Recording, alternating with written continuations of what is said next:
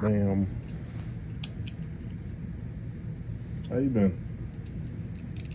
I think I got a little bit sick the other day when I stayed out super late out at the farm. I stayed out there pretty late and it got down in the negatives.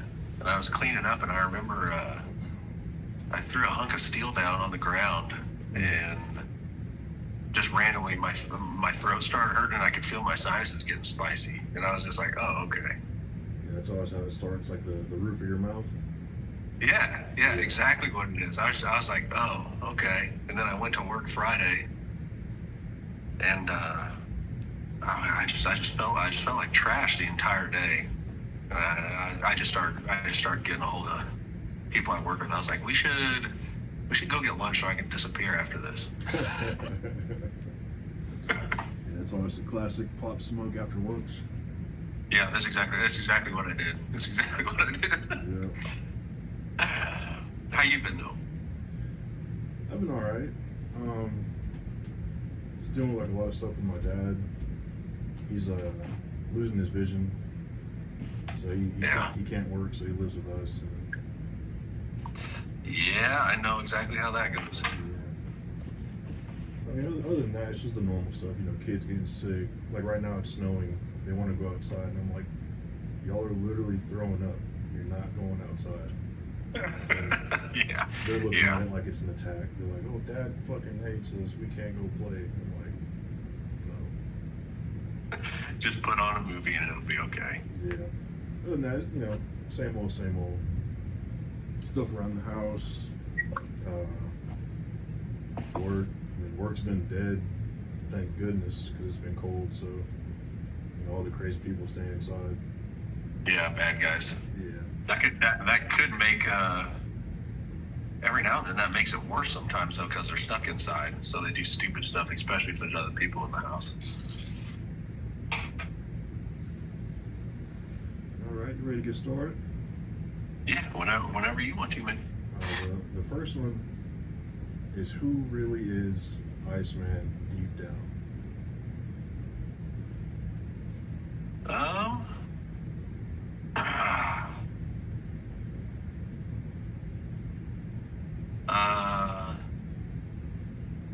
First and foremost, I'd probably say a believer in Jesus Christ.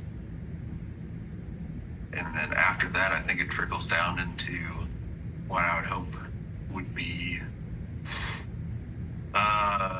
regular values. A family man, a son, and then just a guy after that. I don't think I'm too terribly important to the grand scheme of things, but maybe the scheme of it isn't grand. It's I'm important in my little section of my life.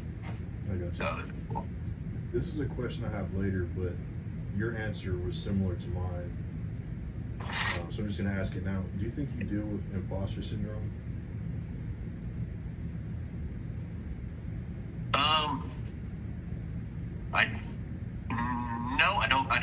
I don't believe so. No. Maybe I did a little bit whenever you asked me to do this because I don't think I'm not particularly that interesting. I think maybe the first time I ever felt it was to do this, honestly. Okay. I was like, I don't know why anybody. I was thinking nobody's going to ask him any questions because nobody cares. But apparently some people did. So. Yeah. Once we get to the viewer ones, aside from the obvious, you know, there's some good ones. Great. All the way at the end. Next one, you know, at least in the beginning, they're just some, like, you know, break the ice type stuff. What's your favorite movie? I'm sure you could probably guess because of what we talk about. I would almost imagine you'd be able to guess. I have a mixture. I have a top three. Top three. What's the genre? They're all different. All different. Let's see.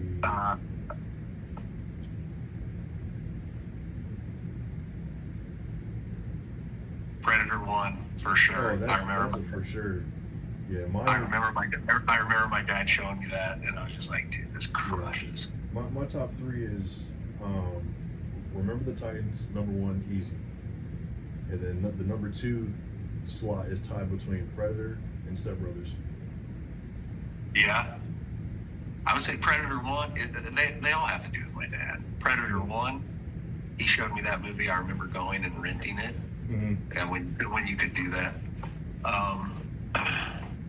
Tombstone, that's the one of the only 2 VHSs he ever owned. Yep. And Rumble in the Bronx with Jackie Chan. I knew that one was in there. Yeah.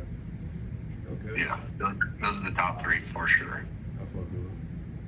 How'd you end up in the shooting space? Well, all through high school, I shot trap. Okay. A good bit, and then after that, like I kind of got into lifting really heavy, and I didn't shoot guns very much in that time, because I was always just focused on that.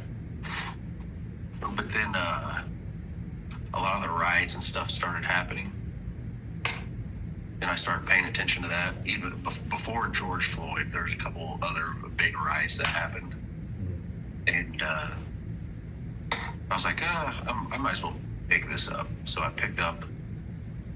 re-picked up a Glock, and then I bought a 16-inch rifle. And then after I got the 16-inch rifle, I always enjoyed the idea of shooting far. Like I always thought that was cool. So I was shooting a 16-inch gun. It was a Palmetto State Armory gun, and it had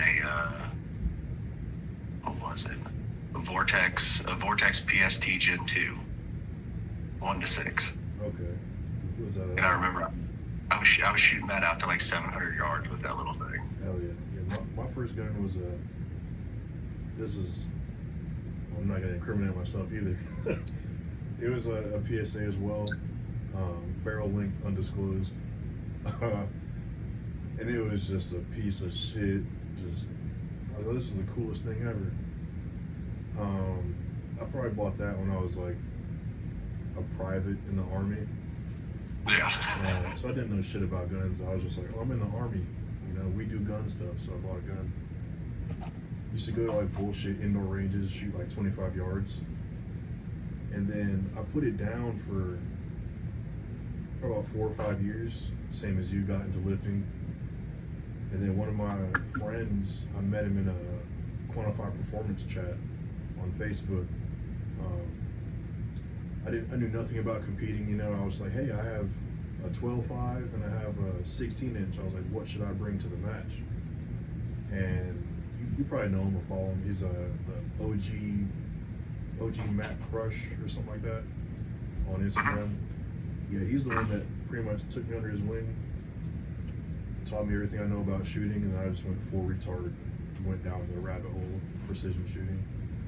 Yeah, no, I've actually never been to an indoor range in my entire life. Oh, well, I've never been. You ain't missing that. I've actually never. I've been to one public range my entire life. Yeah. Besides that, it's always been. I've always shot at the farm, and I never had anybody. I've always just been out there just by myself. Nobody. Definitely don't go. You ain't missing nothing. No, I don't. It would be so weird to go somewhere that is just private, and I can literally put the gun out the window of my truck and shoot at nothing, versus going to somewhere with tons of rules. It would not do well. What would you say your area of expertise is, if you had to guess? Oh man, I don't think I'm an expert in anything. I really don't. I don't. I'm always trying to figure stuff out. Maybe recoil management. Yeah. Maybe figuring out how to tame a rifle. I would say that I spent a lot of time trying to figure that out. You do have that down. I mean, the first video that came to mind was the one that Proof shared. Was it like 5, or was it a build drill at 600 or something like that? It was like 5 or 6 round. I was like, excuse me? Yeah. That was a little crazy. I don't have a Facebook. The only social media I have is this one on Instagram. Mm. But one of my buddies pointed me to Proof's Facebook comment section of the latest one. Yeah. I was shooting out to 920 yards, and it was pretty nasty. You know when you lay behind a gun and everything is just like perfect. Like as soon as you you pull the bipod legs down and you like get everything on your shoulder and you're holding it and everything is just perfectly comfortable. Yeah. And sometimes it's not always like that. Yeah, I know what you mean. It was like that time, and I was doing some pretty nasty doubles in a triple. It was like under quarter-second splits at 920 on a full size. And the entire comment section was people saying the video was AI. Yeah, I think I remember that post. Yeah, like, this ain't possible. Like, no human can do this. I'm like, well, he's fucking Iceman. I'm pretty sure he can. He's doing it right now. Yeah, I do it. I mean, if they had Instagram, I do it every single week. All right, how'd you get into cooking, man? Because I think that's a random but pretty cool like contrast, you know, because guns are like manly and cooking is like a feminine trait, quote unquote, whatever. But the I grew up. Go ahead. I grew up and my dad was obsessed with the ESPN2, the Game Show Network, and the Cooking Channel. And I grew up watching Rachel Ray and Giada, okay, and all those women on the Cooking Network cooking, and I always had a super big interest in it. Oh, and Gordon Ramsay. My family loves Gordon Ramsay. I got some Gordon Ramsay stickers up here in my little let's try not to knock this over. See if you can see it. Oh, yeah, that's a young one of him too. Yeah. That's when he was still super mean. He's tamed himself down now that he's gotten older, and I think he probably knows he might get canceled if he's a little bit wild anymore nowadays. But yeah, that one is a young photo of him back when he was calling chicks fat in the kitchen and everything. That's good times. Yeah, now it's like a good example would be like grandparents. Like my dad now with my kids, I'm like, you would have beat the hell out of me for the stuff my kids are doing. I'm like, why are you letting this go? And he's like, it's not my job anymore. I'm a grandpa now. Yeah. But yeah, just all those people. And I like things to where there's multiple parts going all at one time, but they end at the same time. I really like that. Oh, like cooking the sides and the garnish and all that with it. Yeah, it kind of coincides with drums and how I played drums for so long. I like multiple things going on at one time that you're controlling yourself, and they all have to come together to an end at the same time. I really like that. Yeah, I like that. What's your favorite thing to eat versus your favorite thing to cook? Oh man, that's so hard.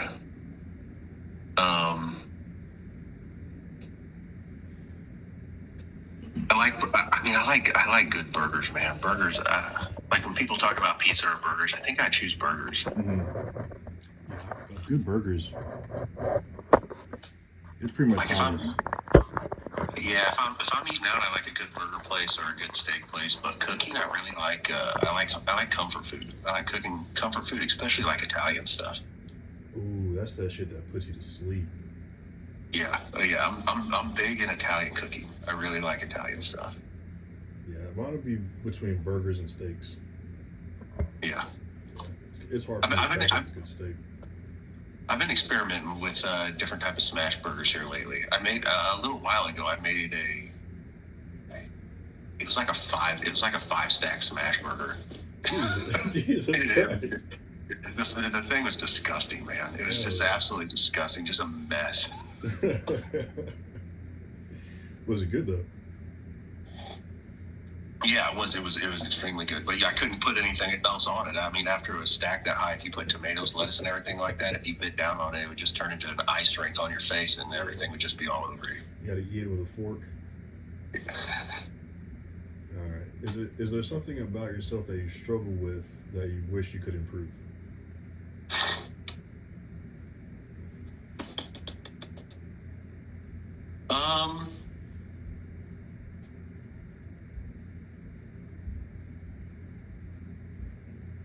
That's a hard one.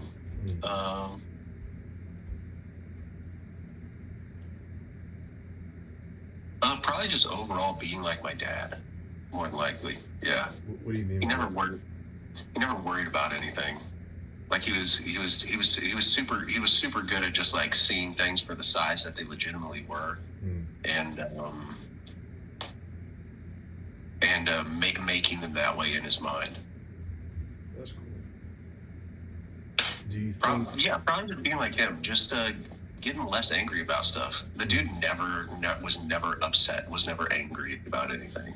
He never, like, I always say, like, if he would have just made a couple of different steps, he could have easily have been like a priest. Do you think he was doing that, like in protection of the family, or like he didn't want people to think that, his emotions or what he was going through was a burden? Or do you think that's how he truly was? That's how he truly was. 100%. Hell yeah. 100%. Yeah. Because I only ask that because, like, there'll be times, and it's weird, like, with my dad living here now. Like, my dad never had an off day. He worked 7/12s every day of the week, never had an off day. And I remember when I was younger, I didn't think an off day was a thing. I just thought, oh, you're an adult, you go to work. But seeing, like, how do I say it? Like, my workload now, bills, my son, he has cerebral palsy. It's like his medical stuff, dealing with all this stuff. I'm like, and my dad has 5 kids. I'm like, how did you balance all of this without just freaking the fuck out? Because my mom didn't work. She worked 1 day a week. It was like Sunday for like 2 hours. Yeah. But I'm just like, fuck, like maybe he just hit it really well, or he vented when he was at the gym, or because like, there'll be days, man, I'll come back from patrol, I'll literally just park my patrol car in the garage. I'll sit there for like 20 minutes, turn the radios off. They'll just sit there, complete silence. I'm like, fuck, man, like could have been a bad shift, or some kid could have had something really bad happen to him. I'm just like, like I don't want to bring this in the house. Yeah. But that's fucking cool. Yeah, I don't know. He probably had every reason, because you said your dad was starting to go blind. My dad was he was involved in like a super bad drunk driving wreck. And after that, he couldn't taste, he couldn't smell, he was legally blind. And he probably had every reason to be upset, because after that he retired early, right? He retired early. He couldn't work. He was disabled, but you saw pictures of him. He wasn't like, he was not physically disabled in any way. But he had every reason to just like sit at home, and he could have drank his life away because all he had was unlimited time. Yeah. But he never drank 1 sip of alcohol the entire rest of his life he was alive. Never once. Never. Did he drink before that? Yeah. And then after that, he's like, this is bad. This did this to me. I'm not going to do this. And then people would tell me, like in our small town where I first came from, they would see him at 3:30 in the morning, and he would just be walking around town just because he was bored. He just hung out. Like, yeah, he had every reason to be upset or angry at the world and all that stuff, and he just never ever was. Hell yeah, man. All right, this next question, I think I know the answer because we've spoke about it before. But do you deal with firearms burnout? If so, how do you deal with it? Dude, I do constantly. I mean, in 2023, on one gun, I shot 11,000 rounds on that one gun in 2023. And dude, sometimes I kind of try to break it up, kind of almost like working out, right?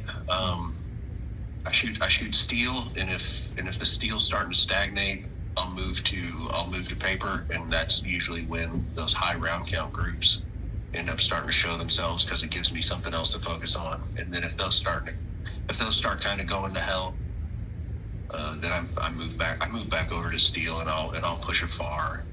But if I'm burnt out just in general on everything, I just stay home. That's when I start cooking. That's when I start looking into stuff like that. that's when I pull out the drum practice pads and I pop in some earbuds and I kind of just shred on those. Would you say Kind of want to buy a Would you say that's kind of where you're at now? Because the stuff I've been seeing you post, it's like, you know, like 700 yards, 800 yards. Like, would you say you're at the right or the further limit before you start to pivot into something else on your little cycle, or are you just shooting far because you enjoy shooting far right now?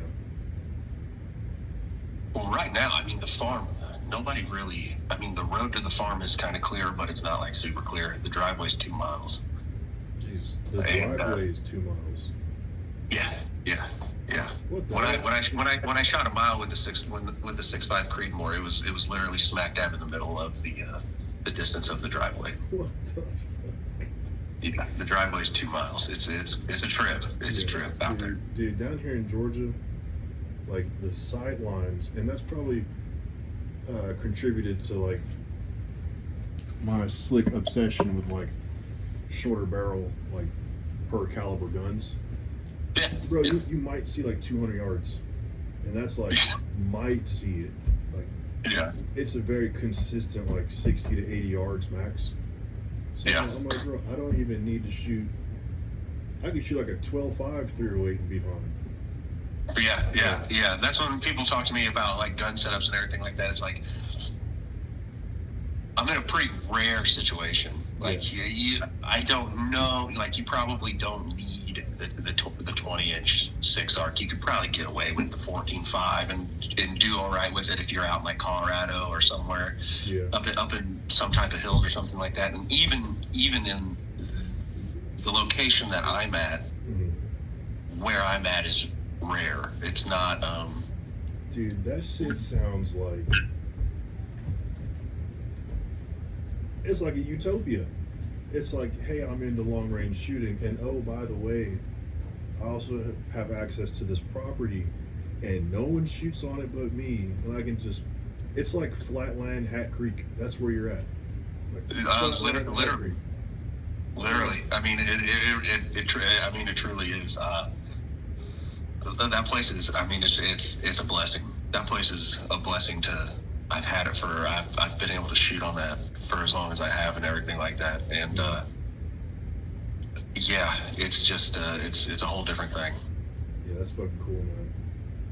Speaking What of, was your question, Sal? Well, burnout. Yeah. You said burnout. Yeah. Do you deal with it? You said yes. And then if so, how do you deal with it? You talked about your cycle where you'll, you know, steel, paper, shoot farther, drum pads, cooking, and just... Yeah, that's pretty much how it goes. Yeah, mine's pretty similar. And I feel like you probably have the same personality trait too, where it's like you don't believe in half stepping.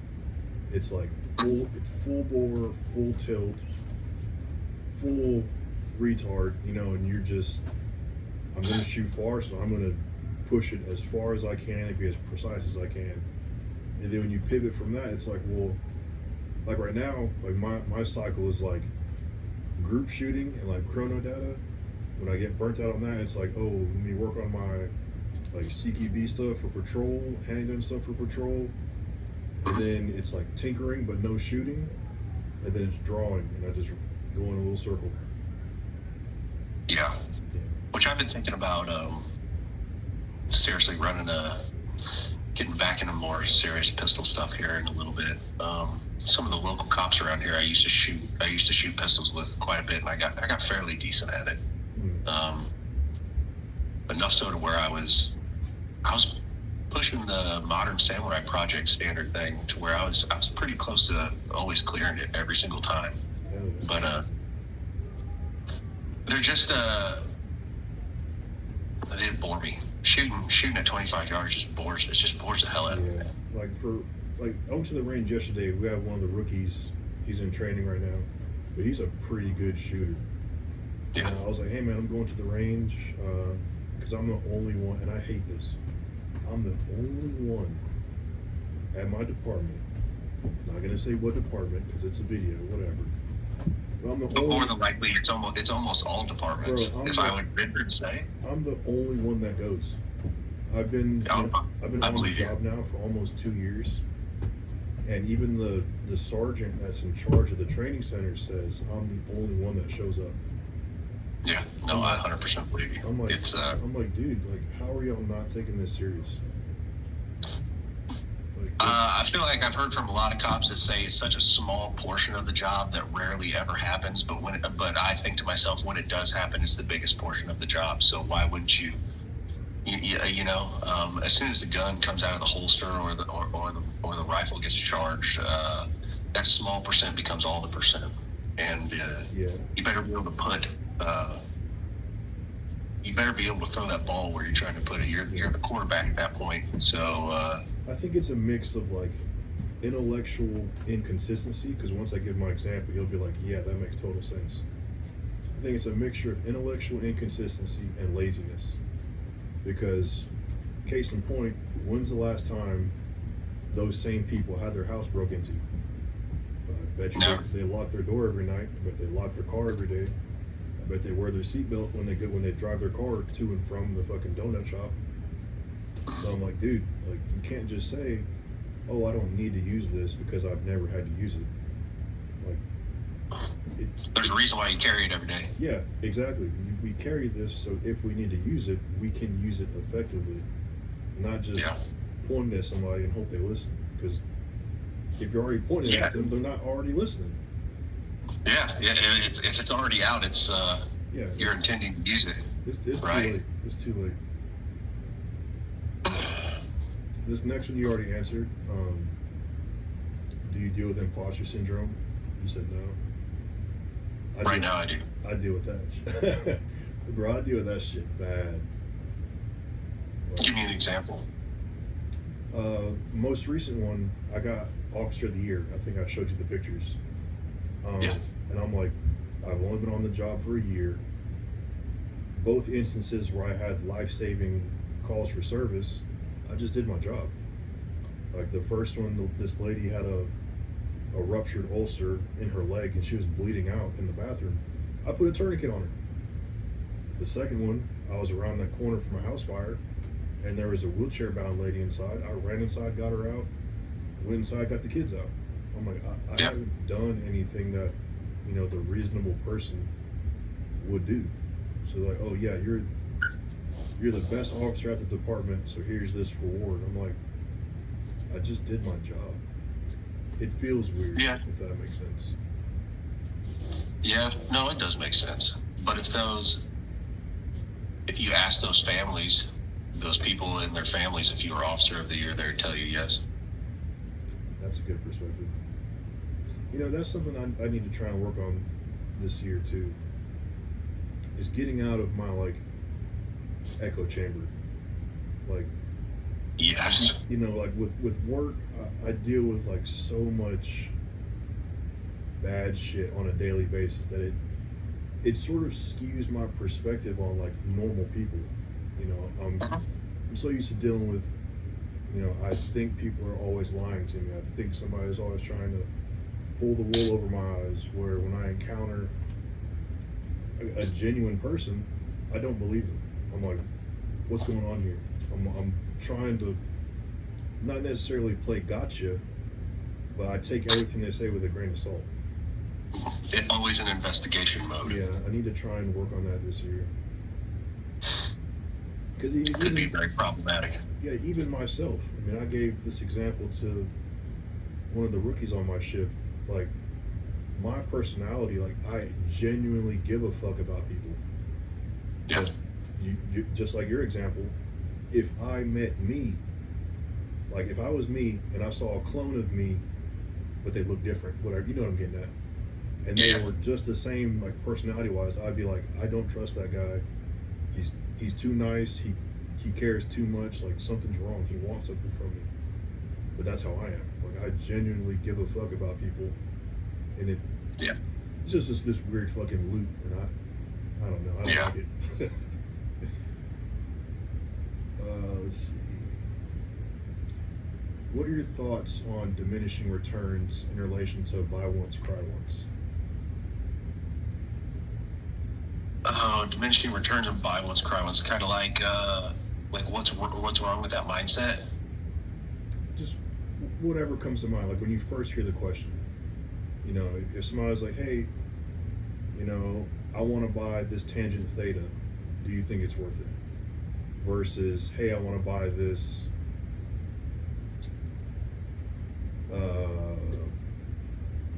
NX8, you know, 4 to 32. Yeah. I mean, people are in like tons of different like budget situations, especially nowadays. So, but I think you should always buy the things that make you the worst part of it. That's exactly where I'm at. Yeah. Like with my bolt gun, when I decided that okay, I'm going full on with a bolt gun. This is what I'm gonna do. Mm-hmm. I thought to myself, I did so much stupid stuff with AR-15s that I got, shot, wanted something else, sold it. With the bolt gun, I wanted to just buy the Lamborghini and not think about it again. Yeah. And I bought the Lamborghini and I don't think about it again. Yeah, I'm the same way. Because people. And I've gotten to the point with AR-15. I mean, with gas guns, man, I don't optics and bolt guns, optics, barrels, ammo. I don't look at anything else anymore. Yeah. I really do. I mean, there's a few handful of things that have been popping up here and there, and other things that I'm involved with that kind of make my eyes open a little bit. But anything that's available right now, it's just barrels, optics, and ammo. That's all that matters to me. Yeah. I'm pretty much in the same boat, with the addition of like clip-ons. I have a autistic level of obsession with gizmo maxing, like our boy, I forget his name, the TMR, you know who I'm talking about. I forget his Instagram handle. But, the guy with the surgeon or the CSR. Yeah, dude. Like that's all I care about is. I mean, case in point, Lamborghini. Girl, I don't need this. Like I said, I shoot 100 yards when I'm grouping. I kill coyotes at like 80 yards. I could do that with a PSA. Yeah. But no, I'm smacking them with this thing. Like, do I need it? No. But if I miss, I know it was me, and it wasn't. Exactly. I want to be the worst thing. I want to be the reason. I don't want to think about. I don't want to think about like, oh, is the gun messed up? I want to be like, I missed because I missed. Yeah. I suck. This thing is obviously a hammer. I don't need to worry about this thing at all. Yeah. Exactly. That's where I'm at. If you can afford it, I mean, go. I mean, full bore, go for it. 100%. My general rule of thumb is if you can buy that one item twice without even hesitating, then buy it. But if you gotta save up $5,000 over 6 months to buy this clip-on thermal that you're only going to use a handful of times a year, don't fucking buy that thing. No. You don't need it. Go buy a little 256 core and buy like 3,000 rounds of ammo. It'll do you better. Yes. If you had unlimited budget but could only run one rifle and one pistol, what would that setup look like? I don't know. Something built for one. I don't know because like I said, I'm so. I mean, bolt gun wise, I don't know what I would do. I wouldn't change. I don't think I would change my bolt gun in any way. Besides getting a night vision bridge put on it. That's about it. Or some type of clip-on bridge. But my barrel's too dang thick. I can't even get one inlaid into that thing. That barrel is so thick it cannot accept a night vision bridge, dude. What the fuck? That barrel is that big. I'll grab it once you get closer to the end of this video. That straight jacket armory that I bought, bro. The barrel. So I put it in the AI chassis that the Solus was in. This is not good practice, but on the inside of the bridge, it's touching the barrel. The barrel. That's not good. Yeah, the barrel is that fat. Like, it's probably legit like that. The barrel is so fat that it's Yeah. touching the inside of the bridge. That's how mine would be if I tried to do anything. Yeah, I'm like, It's I mean, I could probably find something and send the stock to Manners and they could inlay it, but I don't feel like having that much downtime. but see, the thing with me is, like, you know, especially like with the distances I'm shooting, not to say that I'm being lazy, but like keyholing groups to me aren't that important compared to when I was shooting competition. But even when I took the straight jacket to the range and grouped it, it was still like 0.7 MOA, and I'm like, Yeah. does it even matter? You know what I mean? Like, is there even that much of an influence to where the chassis touching the barrel even influences the group? So Maybe it might not Yeah. at that short of range, but it could potentially translate to anything further than that. Yeah, But I agree.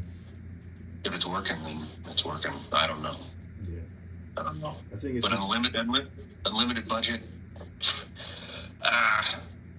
I had a staccato at one point. Probably the pistol wise, it would be some type of 2011 with a SRO. Rifle wise, some type of 6 arc probably with a ZCO, maybe a new Kales on it. I don't know, Collis, whatever the European freaks call their stuff. I don't know. More than likely that.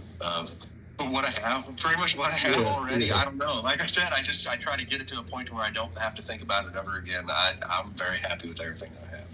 Yeah,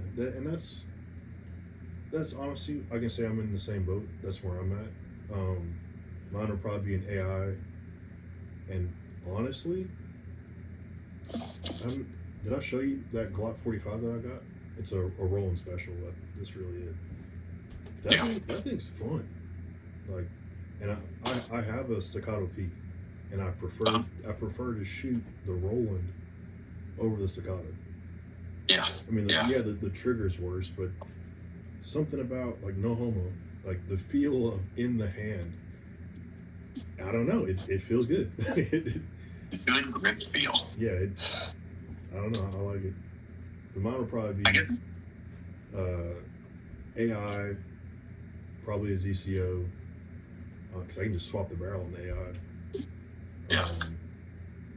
I guess bolt gun wise, maybe a Magnum Seek and Sick.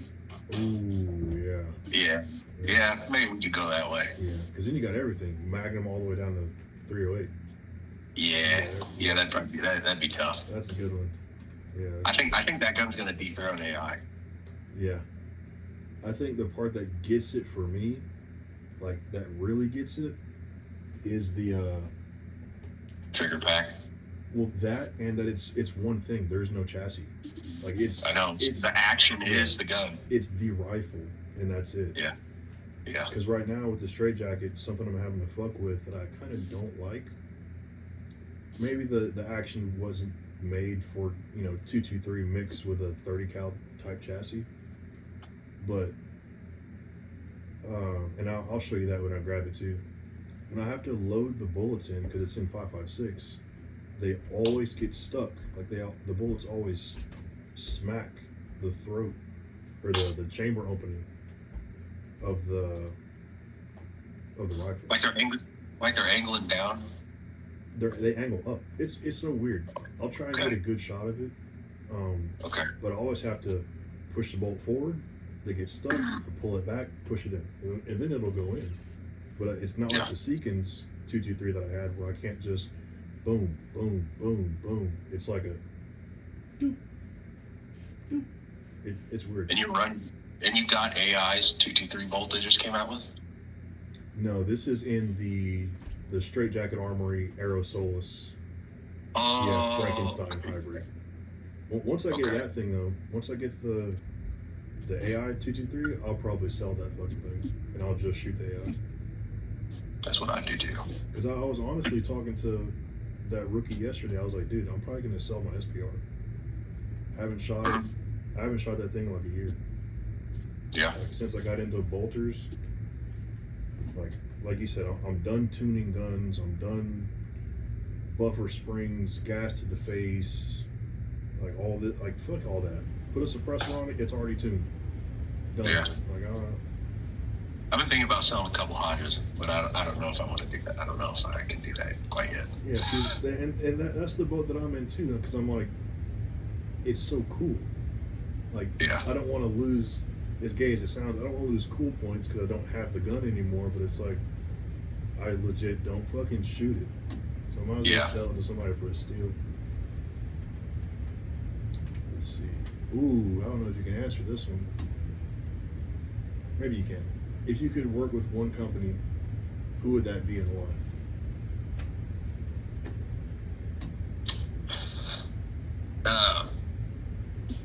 Company, probably,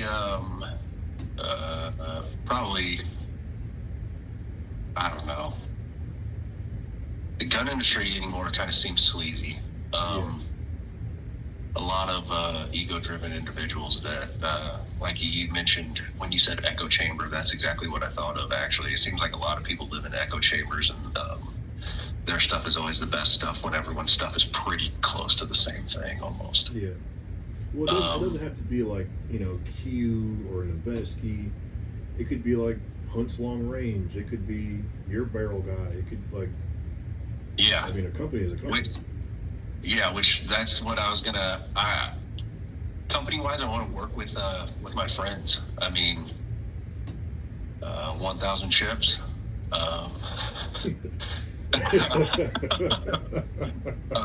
That's always. That's an always.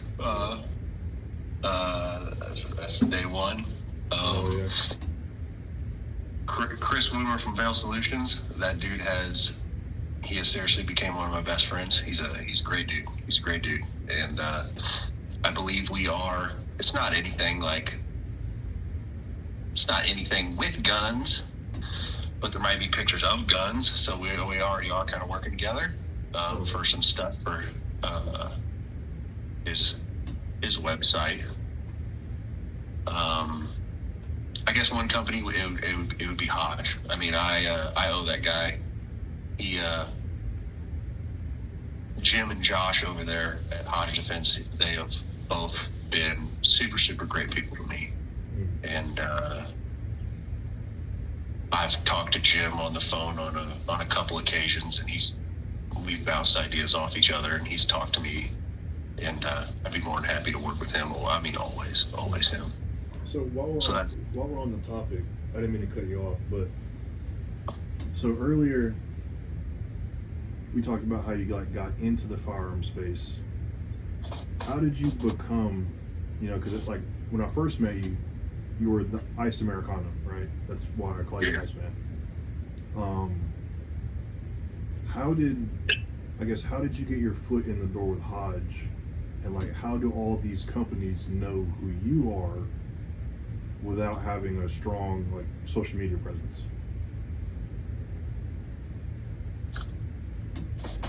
I honestly, I have absolutely no idea. The Hodge thing, when I started getting really serious into shooting, I found Hodge guns, and I really liked the aesthetics of them and everything like that. And I enjoyed like the small batch like mindset of it back then. And I mean, the rarity is always cool, but they don't seem as rare anymore. But I ended up getting my first upper, and running through the specs of the upper, I figured out that some of that batch was out of spec, and I actually ended up getting a hold of Jim. And that's how it all clicked. Yeah, and I was traveling for work, and I was in a Whole Foods parking lot, and he called me, and I burned pretty much up the entire day talking to him on the phone. Didn't get anything done. And then after that, I mean,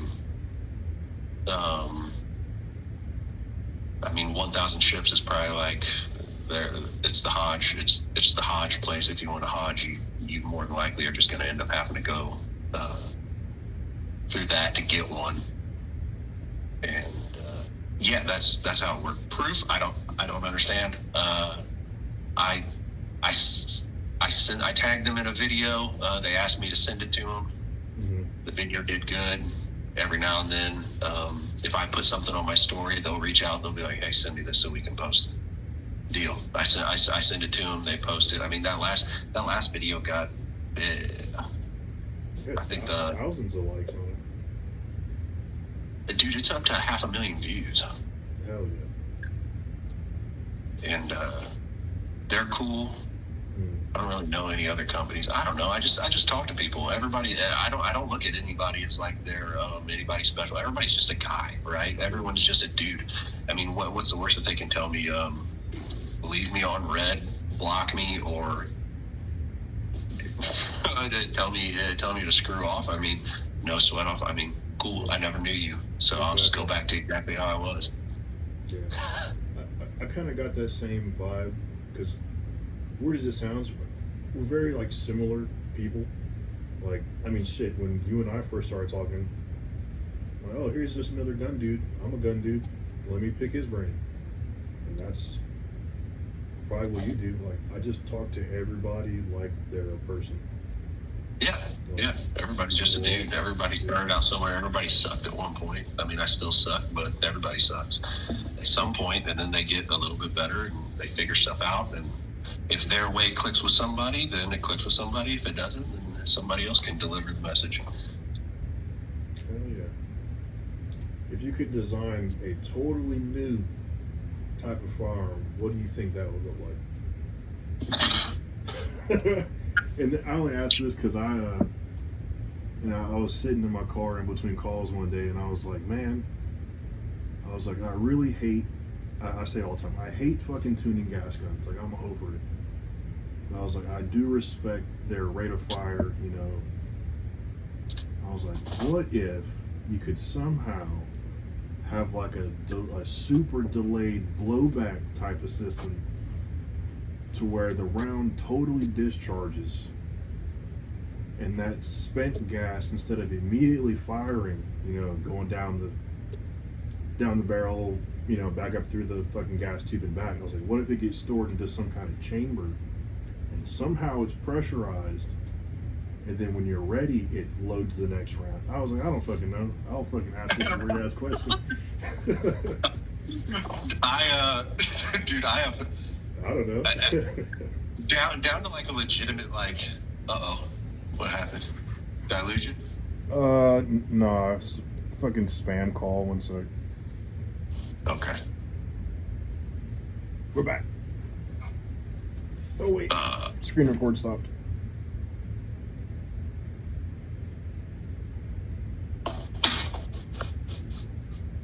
Okay. We're back. Good? Yep. I don't know if I would. Wow. Oh my god. Another Yeah. spam call. Stop it. They really believe you need insurance. Dude, for real. It's the same people too. They'll be like, hey, this is Lisa from your loan underwriting. We're trying to contact you about your pre-approved fucking $30,000 loan. I'm like, I didn't do that. So stop it.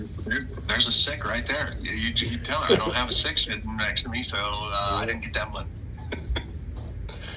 But I'm kind of a purist. I think the AR-15 at an operating standpoint is I think it's like a good tuxedo. It's pretty timeless. I probably wouldn't change a whole lot about it.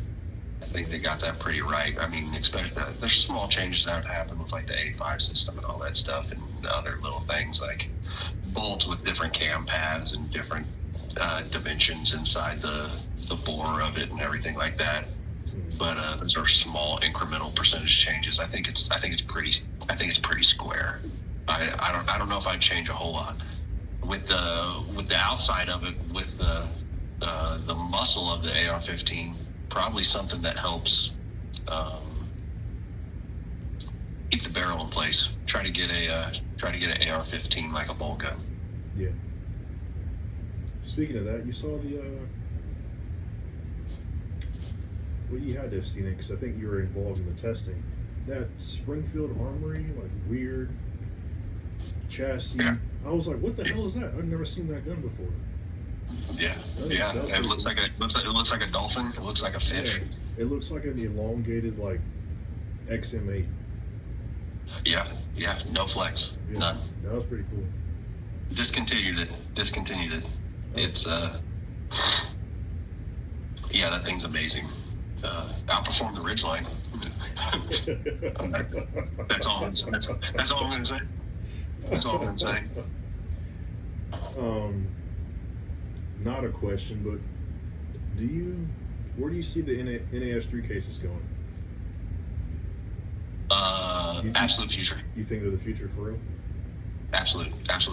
The only thing that scares me is once, especially with how 80K PSI stuff is kind of the trend to where I think the military is wanting to go with cartridges.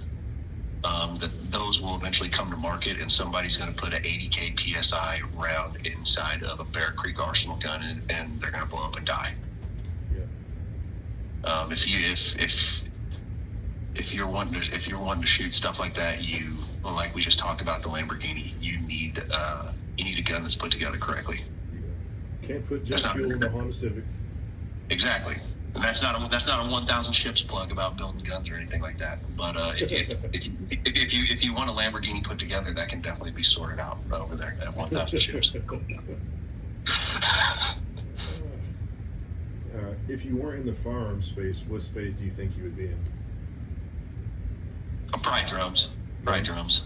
Yeah, I had out of high school, I had a full ride scholarship for music engineering that I ignored because that wasn't very metal. But I'd be in drums, 100%. Yeah. I had no idea. Yeah, a full ride scholarship. I remember sitting in the classroom with somebody from the college and my band teacher that he set up, and around the same time, me and the band that I was in currently was like discussing Warped Tour, and I was like, no, I'm not going to college. I'm going to play Warped Tour, and we're going to make it. Band broke up. Band broke up. At this point, I'm an idiot. But, whatever. I don't know. I'd probably be somewhere in like the graphic design. Probably still be drawing. Probably something relatively chill. Because like right before COVID popped off, like I had like a whole like Patreon thing set up, and I was drawing all the time, and it just takes a lot of work. Because like anything else creative, you get burnt out, but like when you're expected to even like one complete drawing a week is a lot. Yeah. I was like, fuck, like, do I really want to keep this up? And I was doing like commissions and stuff, and I didn't run into as much burnout with drums as I did guns. But like when I was in high school, I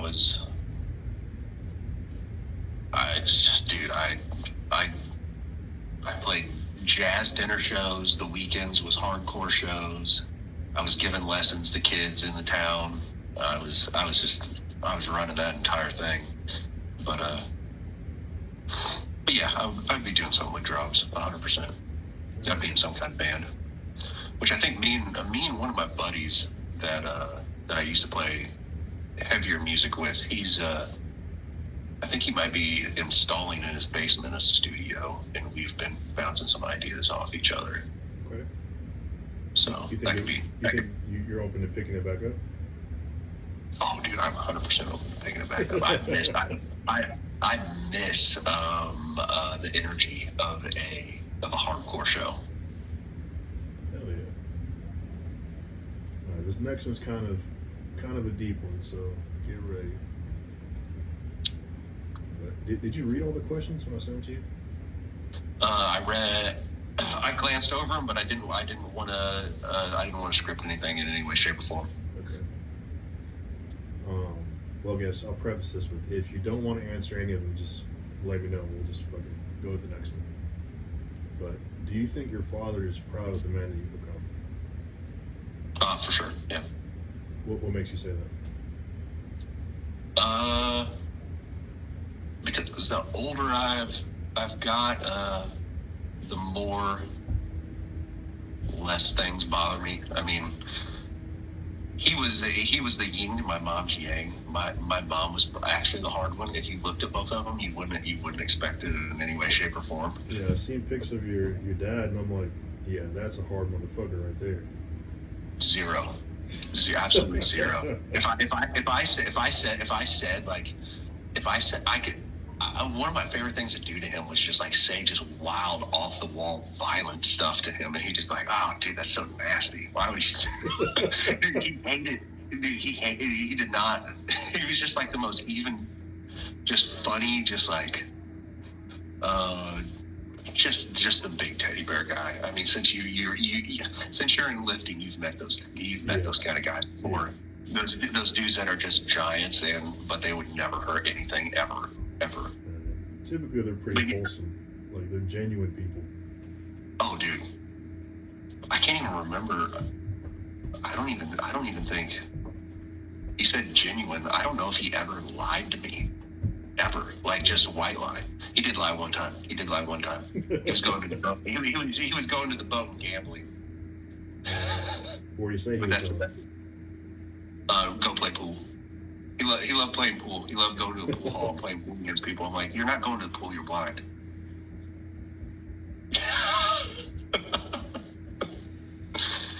hell yeah, Papa Iceman. But yeah, I think so. He was always proud of me. He always told me he was proud of me, and that was back then when I didn't have the things I have, and I didn't have the life experiences that I had, and I wasn't working the job that I have, and I've only really gone up from there. So he would 100% be proud of me. Hell yeah, man. I'm proud of you. Thank you, man. I'm proud of you too. This one's might require some thought. I don't know. What does your perfect day look like?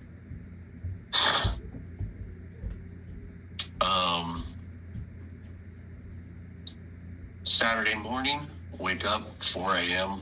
I loaded everything the night before. I planned this, so everything is sitting by the back door.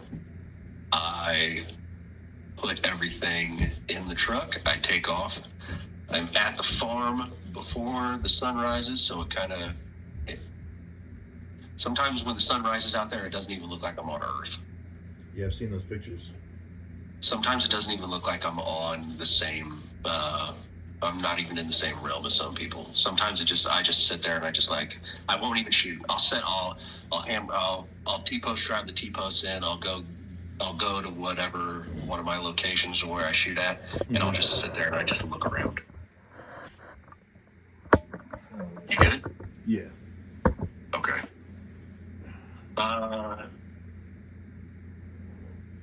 Start shooting when daylight breaks.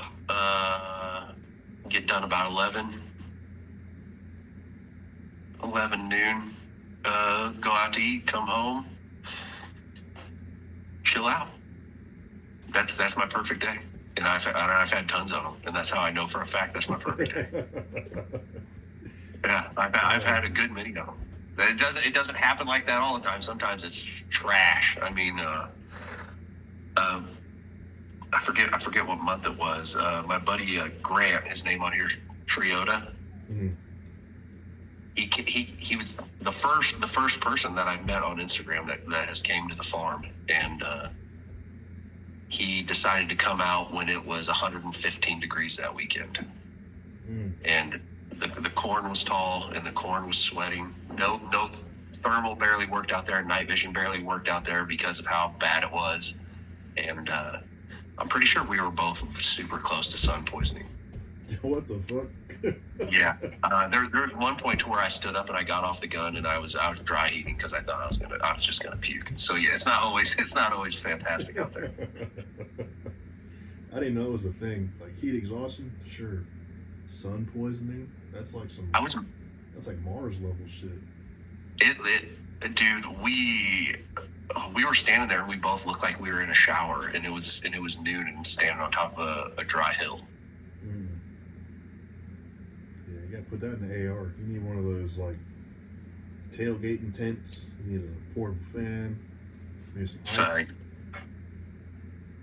Good. It was terrible. It was terrible. I felt so sorry for him. That's where the whole type 2 fun thing came into play, because I've never heard that term before. And after he left, I told him I was sorry that it was just so miserable. And he said it was type 2 kind of fun. If you're ever interested in that, Google what type 2 fun is. Okay, I'll do that after this. If you could leave one message to the world, what would that be?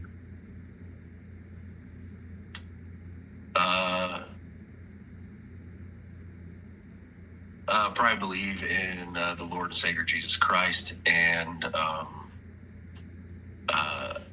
take care of the people that that have your heart number. I like it. Yeah. Mine would be just give a fuck about people. Yeah. That too. But and stop texting. If you tell somebody you love them, call them. Yeah. Always call them. Don't text. Right. More old school, less when it's convenient for me. Yeah. I like it. I yell at my mom all the time. I said, just call. Stop. Don't text me. Just call. Just call you. So I can actually hear what you're saying instead of just reading some stupid little thing. I mean, tone is important. I mean, a simple, fuck you could be interpreted as, what the fuck did I do? Versus if you hear them, you're like, oh, I could hear how they said fuck you, so it could have been playful, it could have been sarcastic, it could have been aggressive. But if you just say it, you're like, well, what the fuck did I do? Yeah. Gotcha. What's your why? For what? In what context? Just how you govern yourself on a day-to-day basis. Probably coincides with the message to the world thing, I guess. I mean, I said, I kind of put forward like a Christian emphasis on that entire thing, and I'm by no means perfect, but that's probably a lot of my why. And I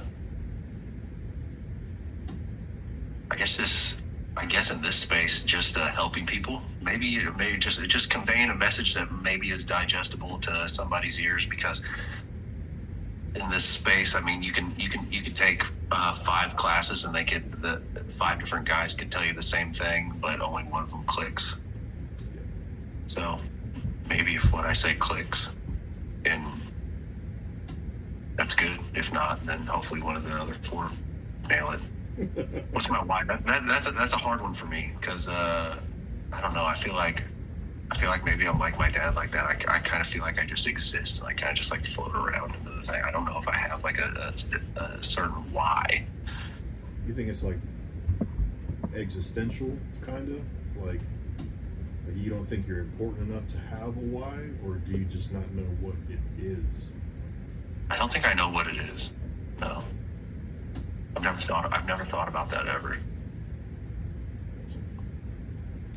Mine's kind of like a 2-parter, I guess. Like,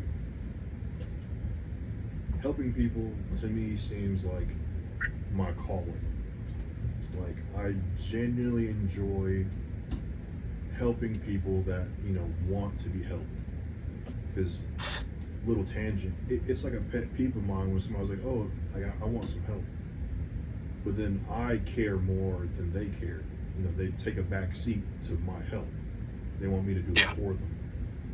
But when I help people that actually want to be helped, to me, I find that extremely rewarding.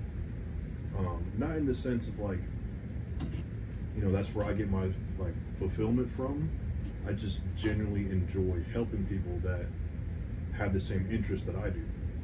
Because I remember, like I said about the quantified performance, like everybody was in that chat like flaming me, like acting like I was retarded, and I'm genuinely just asking the question. I'm like, hey, I don't know what these matches are like. Do I need a long gun or could this 12.5 work? And it was just nothing but stupid, retarded comments. And then here comes my boy. He's like, hey man, just use this. Let's go to the range. We went to Coleman's Creek, and he showed me the ropes.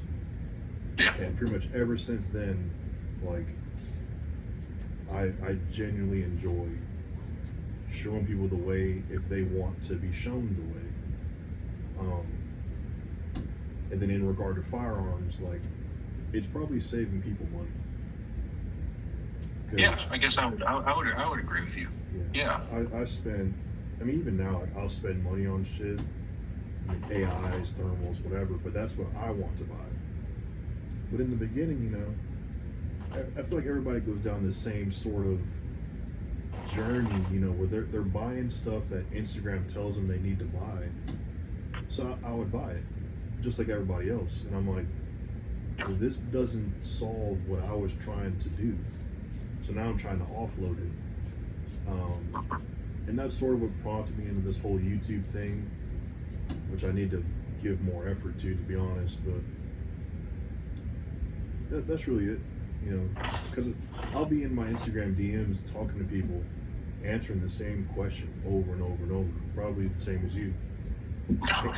Hey man, what rifle should I buy? What barrel length should I buy? I'm like, dude, like, context fucking matters. Like, in Georgia, like I said, I might see 200 yards every blue moon. Like, but if you're living out in fucking Flatland Hat Creek, you might need a 24-incher to reach out to a mile. But a 12.5 ain't gonna do it. Yeah. So I feel like people don't like that answer. I feel like people just want you to spoon feed them a 14.5 LPVO. Yeah. And the older I get, I'm not gonna lie, the older I get and the more mature I get as a shooter, the more I respect people when they say it depends. Yeah, like, 100%. Because it not to say that I know everything, because I definitely don't, but it makes me take a back seat and actually think about what I'm asking. Like, hey, I'm trying to do this. What do you think about it? And they're like, well, it depends. And I'm like, well, okay, what does it depend on? And my autistic brain just starts churning, and I'll kind of answer my own question with, it depends. Yeah, it does. I need more. Anymore, I just tell people a 14.56 arc, and then I just leave, and then I block them. I can see you doing that. Yeah. These next questions are the viewer submitted questions. Oh God. Yeah. The first one, we're gonna skip that one. What's your full name, birthday, social, home address, and next of kin? It's 1,000 chips for those that asked. Yes. Yeah. That's it. Direct all questions to the 1,000 chips. And then I think this was 603 Armory asked when we're going up north to shoot Ridgeline off the mountain. He actually he lives near Corey. Really? But yeah, he does. They shoot up there all the time. Him and I want to bad. Shutter and Scope. Yeah. I want to go up there bad. I don't particularly care to go to Ridgeline. That place. It'd be cool. It doesn't interest me at this point anymore. I would go there. I mean, I would shoot on their property. That'd be fine. But I've had plans to go up and see Corey for a couple of years here now, and I'm trying to figure out how to bounce around all the places I want to go to this year. So maybe we'll see. I don't know. I was talking to, I think his name is, I don't know if he follows you or you follow him, but his name is Rhett Potter. It's like RHETT Potter. That's his Instagram handle. But he runs that Morningstar page, the 3D printed tack tables. And I was talking to him. I'm like, dude, I'm at the point now where I'm about to just start traveling. Like, because I have friends on here like you. Like, we're pretty close. And I'm like, we've never met in person. I'm like, there's so many dudes that I talk to online that I'm closer with than people I went to school with that live like down the road. You know, they've. Oh, dude, that's all my friends. Dude, I'm kind of an island around here. Yeah, I'm about ready to start doing the same. I'm picky. I'm very picky and choosy about it because there's been a lot of people that want to just come out to the farm just to come out to the farm, and I don't know if they're going to do it just so they can take the picture and say they were out there or not. But they just give me a vibe to where it's like, you know, you're not going to come to my little piece of beyond the ice wall. Yeah, I do with no pictures. Oh, you always have an open invite. Everybody that there's a handful of people that know they have an open invite at any moment. Well, you're one of them. Now, this is probably the most asked question aside from are you 1,000 ships? That's on here a bunch. Oh yeah. Seven people asked if you're 1,000 ships. Yeah. They want to know. That wasn't me confirming. That was just me saying yeah. They're saying. Ooh, this is a good one. What do you prioritize when you're selecting ammo? Like, are you looking at DC? You looking at the extreme spread, muzzle velocity? Is it a combination of, you know, multitude, or is one more important to you than the other? Or what do you look at? I mean, I have with certain calibers and then like the length of the barrel, I kind of have like a minimum requirement for velocity. I used to kind of be a velocity junkie just because I had I still have, but I put it up. That 16-inch Hodge, it was just a freak. It was just a freak. And I liked pushing the speeds on that gun quite a bit. But now with like, I only shoot 6 ARC and I only shoot 6.5 Creedmoor. I kind of just have like a minimum threshold for the round, and I care more about the BC. I mean, if you plug in different rounds, you'll see that your BC will affect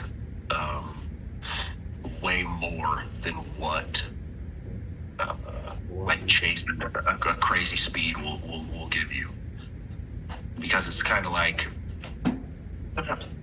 throwing a wiffle ball incredibly hard or throwing a baseball incredibly hard. Yeah. Like the baseball is going to be slower at initial launch, but it'll maintain its trajectory for way longer than when you blow your shoulder out throwing a wiffle ball as hard as you can and it goes 20 yards and then it corkscrews and goes crazy.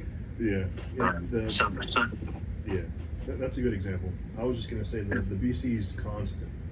You know, muzzle velocity, it slows down, but the BC's the BC. It'll never be less slippery. You know what I mean? It's constant. So yeah, I always look at BC is what I pay attention to more anymore nowadays. I mean, I don't want absolute slow slugs that just turn to hell through the air, but like my 20-inch 6 ARC, I'm okay with 2550, 2600 on the slow end, and then after that, will the BC allow that speed to actually show itself? Yeah, good. Well, it's also kind of two sides of the same coin, because like, you know, I'm not sure if this person was trying to allude that,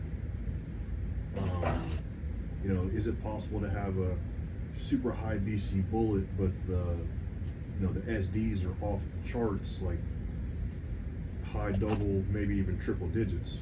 I don't know if that's what this person was alluding to, but like where I was going, it's kind of two sides of the same coin, because if you're shooting like a burger, like a high BC, high quality bullet, all the other stuff follows suit. You know what I mean? Like the BC is high, the SD is going to be low, because it's just what it is. Like you're not going to buy, going back to the Lamborghini, you're not going to buy a Lamborghini with used tires on it. You know what I mean? So I don't really know what they were getting at with this question, or maybe they were just curious what your thoughts were. But if you chase the highest BC that you can afford, everything else kind of falls in line.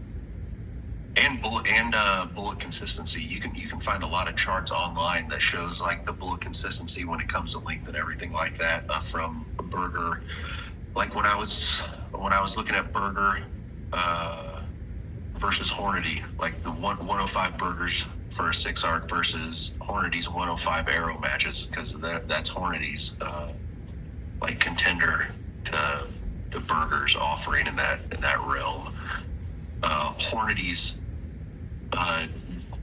differences like deltas in the actual shape of the bullets is like it's wildly higher than burger. Like burger's consistency. Because like for the bolt gun, I only shoot burgers out of it. If I run out and I have to go to like a Bass Pro and buy 140 ELDMs, I'm upset because I can see the difference. Oh shit! Oh dude, I see the difference. It's insane. And now that my buddy, his name on here is JR Gasser. Yeah, that's who I bought Day Out from. Yeah. He's a dude. That guy is a wizard at hand loading. He is a wizard. He gets it down to where he's using tweezers and putting the kernel into the case. See, that's the kind of level of autism you need, because you take it serious. Oh, dude! And yesterday I went out. You saw my story. Yeah. The 2 headshots at 835 with his ammo. I thought I didn't see a new impact happen at that far away. Yeah, I thought I saw the plate move. I thought it was an edge hit and it glanced off, or I totally missed, and it was just that windy that it was pushing it around. And I had to load up and I drove down there. Mm. Yeah, they were stacked.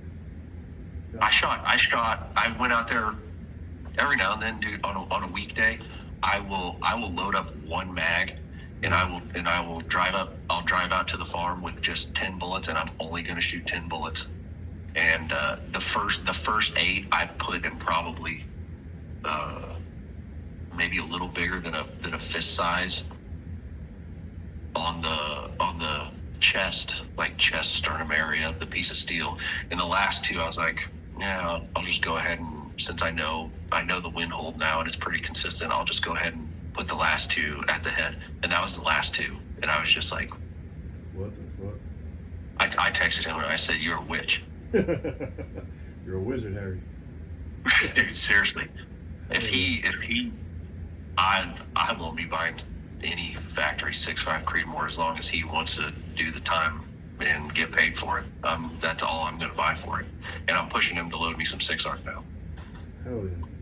Yeah, I got one of my buddies at work. He's kind of the same with reloading. And we're trying to cook up some Sub-X 308. Because he loaded some ball shit, like just messing around. He was like, hey, shoot these, tell me what you think. And I'll send you the video after this. I took it to the range yesterday, because I sent you that video where I shot it in the backyard, but the camera was like right there by the gun. So I was like, hey, like, what is this going to sound like 100 yards away? So I set it up at the range yesterday, and you couldn't even hear the gun go off. The plate, you could just hear the plate just. Ding. I was like, yeah. And I said it to my buddy. His name's Bigelow. I was like, Biggie. I was like, what the fuck is this, man? I was like, imagine trying to pinpoint where this came from if it got used how it's supposed to be used. Like mixing in the chaos, mixing in fear, and blah blah blah. I was like, this shit is awesome, because you couldn't. Yeah, or just normal ambient noise. Yeah, cars driving by, doors closing, horns honking. Yeah. I'll see the video. You'll be like, that's retarded. Yeah. It is so. If you want to pick somebody's mind, dude, talk to JR. That guy. Wow. He needs more people paying attention to him, because that dude he's smart. He's sharp as a tack. It's weird that did he just get into reloading? Like, yeah. Oh, okay. Yeah. See, that makes sense. Well, no, he was reloading his own stuff for competitions and stuff like that, but he hasn't been like doing it. I think I'm the first person that he's really sold anything to. Okay. But me and him were talking, and he sent me it was like 50 or 60 rounds just for me to test, and I put together with different weight. He actually sent me some. He sent me some Eagle Eye 140s that he wasn't shooting, and then he sent me his 140s. And to compare them against each other. Yeah, dude, and he just totally crushed the Eagle Eye 140s. Crushed them. Whoa, because them Eagle Eyes, man, that's all people talk about. It's the best hand-loaded ammo. I mean, the best manufactured ammo, whatever, and it might be. They were good. I mean, if I recall right, they SD'd 11, and how many rounds? 20. 20 rounds. 20. That's not bad. 20. And all 20 were. I think it was right about at an inch. I think I had a goof ass one that kind of went low, and it was my fault that made it a little bit over an inch. But when I put them together, I shot 20, but I only chronoed 10 because I was too excited about where the first 10 went. But it was like 0.7 for 20 rounds. Yeah. And I remember the SD. The SD was 6.5 over 10. That's insane. Yeah, perfection. Okay. Is there a scenario? Another viewer submitted question. Is there a scenario where you would reach for your gas gun over your bolt gun, or vice versa?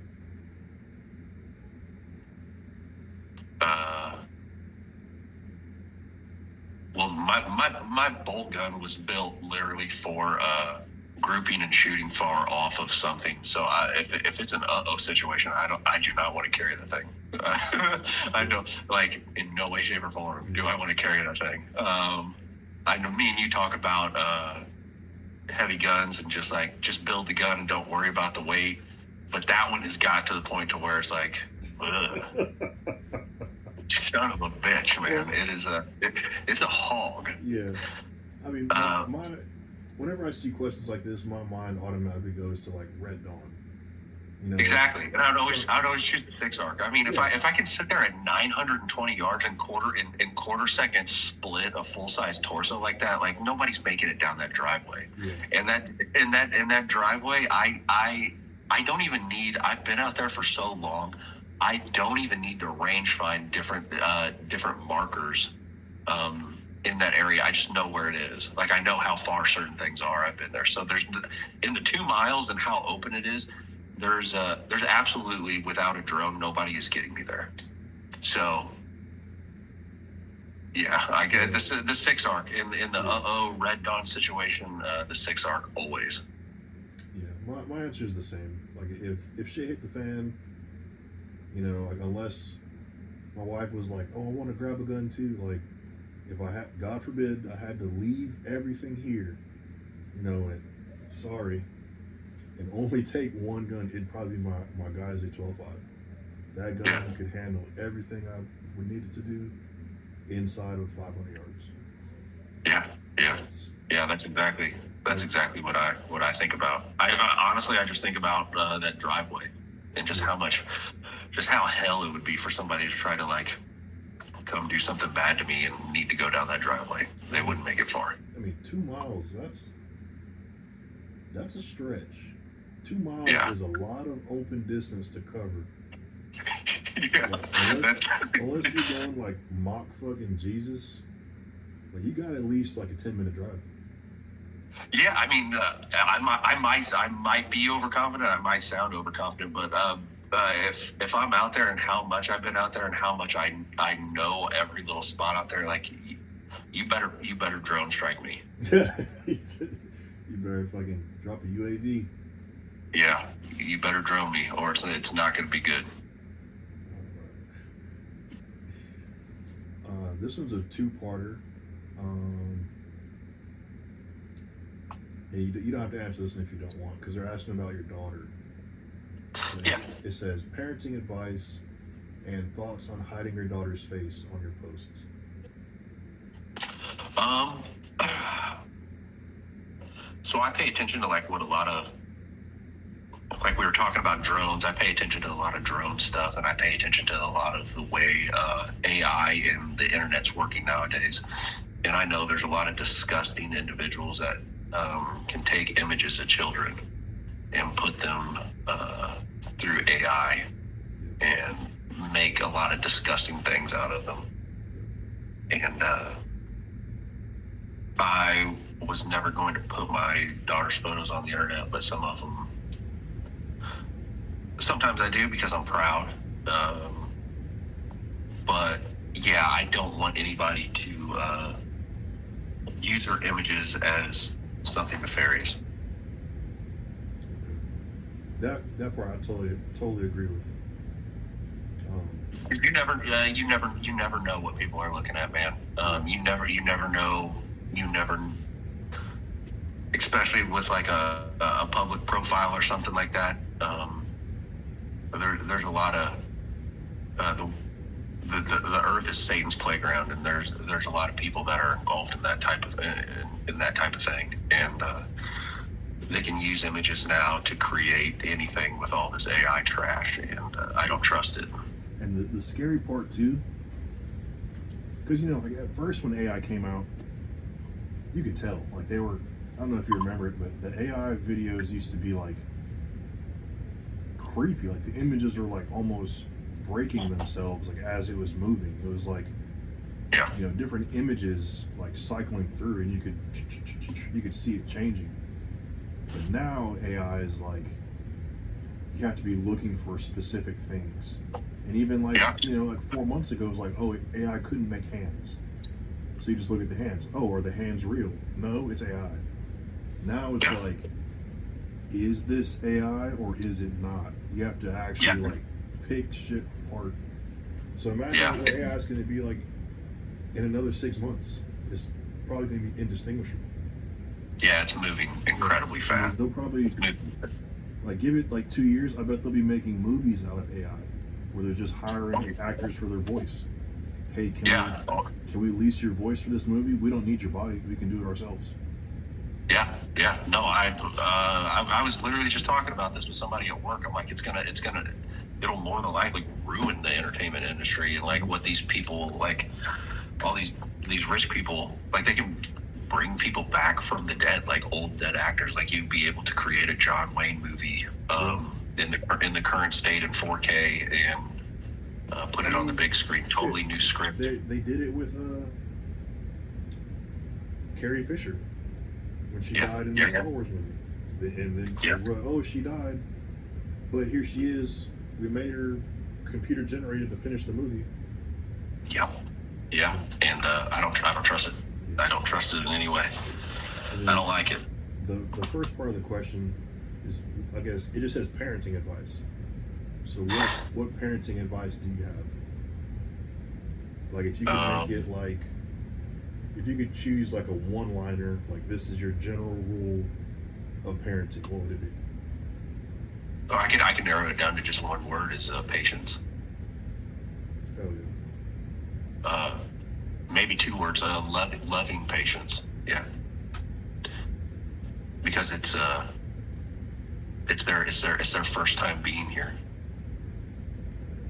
Do you think it would be different if you had a son versus having a daughter? No. I was never one of those guys that was just like, oh, I need to have a boy. I want to have a boy. They're all a blessing. Yeah. Always. Mine would probably be, and this is gonna it'll sound harsh to those that aren't parents, but mine would be, don't be their friend until they understand what you're telling them. Yeah. Because I see it all the time, especially at work in my stupid echo chamber. Parents negotiating with their kids. You know what I mean? Like the kid, like you said, they don't know what they're doing is wrong. All they understand is that something isn't right, and they're freaking the fuck out. and then the parent is negotiating with the child, and it never gets any better. It just spirals and spirals and spirals. So, not that this person even asked me, really they asked you, but my advice would be, just don't be their friend. Sometimes you gotta be the bad guy. You gotta teach them the lesson, but do it in an appropriate way, a way that they can understand. Yeah, I mean, just think about, just like we were just saying, it's their first time doing this. Like, imagine you going to a different country and you have one friend there, and they give you no insight in culture. Yeah. And you just act the way you act, and it doesn't jive with the way that they run things.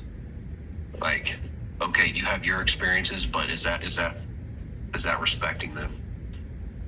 Is that really the way it is? I mean, I guess it's not really that applicable because we're all adults and everything like that. And you could probably figure yourself out and be respectable. So I don't know if that really, the example that I would give, similar to yours, let's say we go to like Korea. In Korea, they eat dog. You know, let's say there's a kid that doesn't like broccoli. You know what I mean? Yeah. Here we eat broccoli, it's normal. There they eat dog, it's normal. But if there was you go over there and you're like, fuck no, I'm not eating that, you're gonna get the appropriate reaction. Or they're like, hey, this is a dish that we eat. Versus, you know, we're here stateside. I know broccoli is a stupid comparable example, but like if you know, your kid knocks broccoli off the table and you're like, I don't eat broccoli. Like, hey, listen here, little dude. We eat broccoli here, so you're gonna eat this. Kind of the same. Yeah. I don't really know how to articulate it the best, but I was laughing because I just saw, we were just talking about AI. I just saw a funny video of this dude that sent his he took a picture of just a pot with boiling broth in it, and he AI imaged he was Korean. He was actually Korean. And he AI imaged a dog inside the broth, and he sent it to his grandma. And his grandma wasn't mad. She was like, I haven't seen that in so long. Are you actually making that? It's probably very good. It was like this whole text. I was just like this whole text conversation of his grandma being like, "Oh man, I haven't had that in so long." Yeah, I couldn't. I don't know if I could bring myself to eat a dog, and I don't even have a dog as a pet, and I don't think I can do it. It would have to be bad. Yeah. It would have to be bad.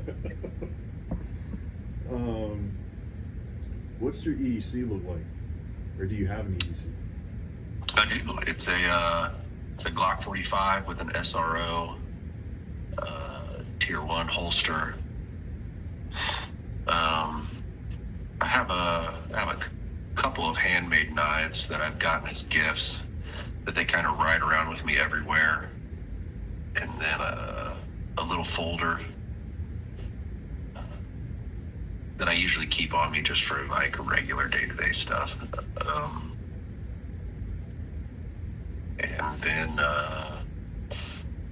my vehicles always have some type of flashlight in them, so if I need a flashlight, I do that. My vehicles always have like tiny trauma kits just in case of wrecks or bad situations. But it's not anything like some guys. If you push some of these guys over, it sounds like a loot drop. It's never like that.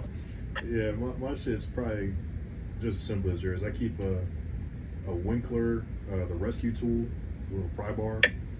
I have a Stroop knife in my back seat in case I need to like cut like real shit open. I keep a Microtech in my pocket, a mod light with the OKW head, and a Glock 45 in a Tier 1 holster. Yeah. And then the medical stuff is literally one tourniquet, chest seal, gauze, and fucking NPA, and that's it. Yeah, that's what's in mine. I think a little bit of like quick clot or something like that's in there also. Yeah. I don't. These guys, their EDCs are so complex. It's like there's no fucking way. If something happened, like there's no way you carry all this and train with it. You just have it for this one video to say that you carry this. Like I've seen ridiculous EDC videos, like multiple rifles under the seat. They got nods in a fucking Pelican. I'm like, this ain't your EDC, man. This is not your fucking EDC. I absolutely hate the night vision culture. Dude, all of them, they make me sick. Dude. I remember, bro, the second, and like I said, like I was in the Army, so I knew what night vision was, right? But when I compared the night vision, because I had it on my right eye, when I compared the night vision to my thermal, I was like, instantly, I should have bought a second R25. Like, yeah. And it might have been different, you know, if other people were just as autistic as I was, and they were like, "Hey, Spurge, let's wear our helmets and go hunt." But no, they're borrowing my shit. Like, yeah. Because all night vision's for is seeing through glass and talking with a laser. Yeah. Like I'm out there talking to myself with my fucking pointer. Yeah, my buddy Grant Triota, he sent me his PVS 24 LR clip-on and then his clip IR to do some long-range testing, and clip-on night vision is pointless, dude. It's pointless. It's cool. I don't even think it's cool. It's expensive for nothing. It sucks, dude. You have to be in the perfect conditions. You have to source another $4,000, $5,000, $6,000 thing to like really use it to its full capability. When I was shooting it at 900 yards. I couldn't see misses. But with the thermal, I could see the hot dirt kick up, and I knew the exact correction that I needed to make. I think, and probably the night vision purists, you'll get mad, but whatever. I think night vision, it has now been outpaced by thermal. Oh, dude, absolutely. I mean, and even now, I'd say it'd be a definite. Let's look at Ukraine, for example, right? The first quote unquote. This is it's peer-to-peer. It's not a near-peer threat. Like, they have the exact same capabilities. So it's a peer-to-peer threat.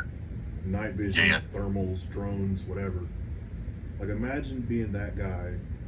You're behind your fucking, your SVD or whatever sniper system you got, and you turn on your fucking illuminator to see the target.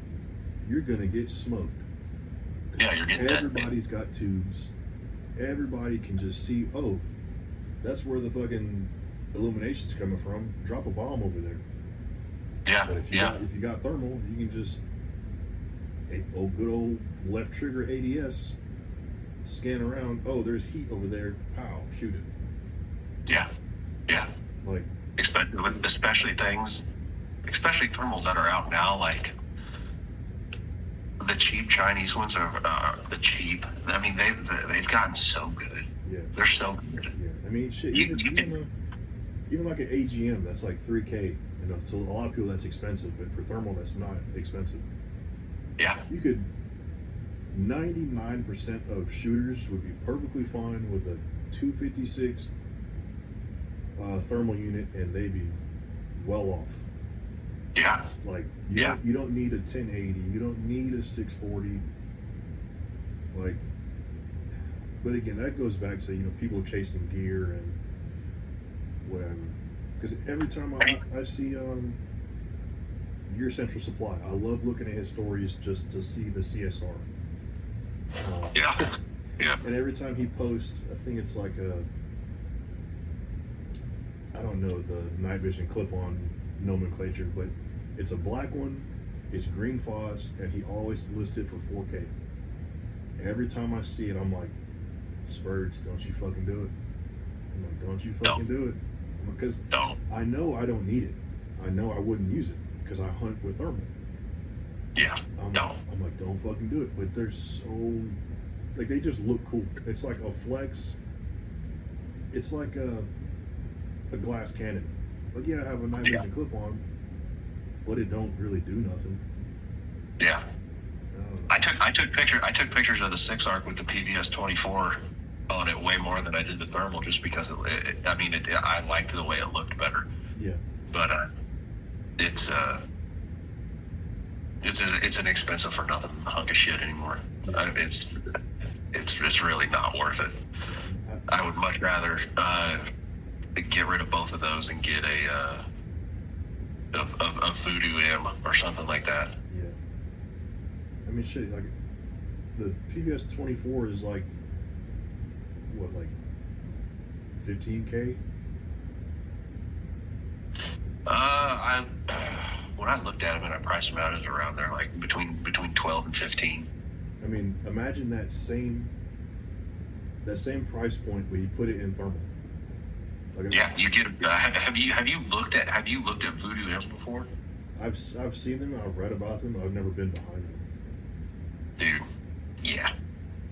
Yeah. I'd much rather go that direction. I mean, even like the clip-on that I have, the Mate 50, that was $5,000, and I can perfectly ID stuff out to 800 yards. I'm like, that's a coyote, that's a bunny, that's a possum. I'm like, this is $5,000. Imagine if you, what is it, triple the budget?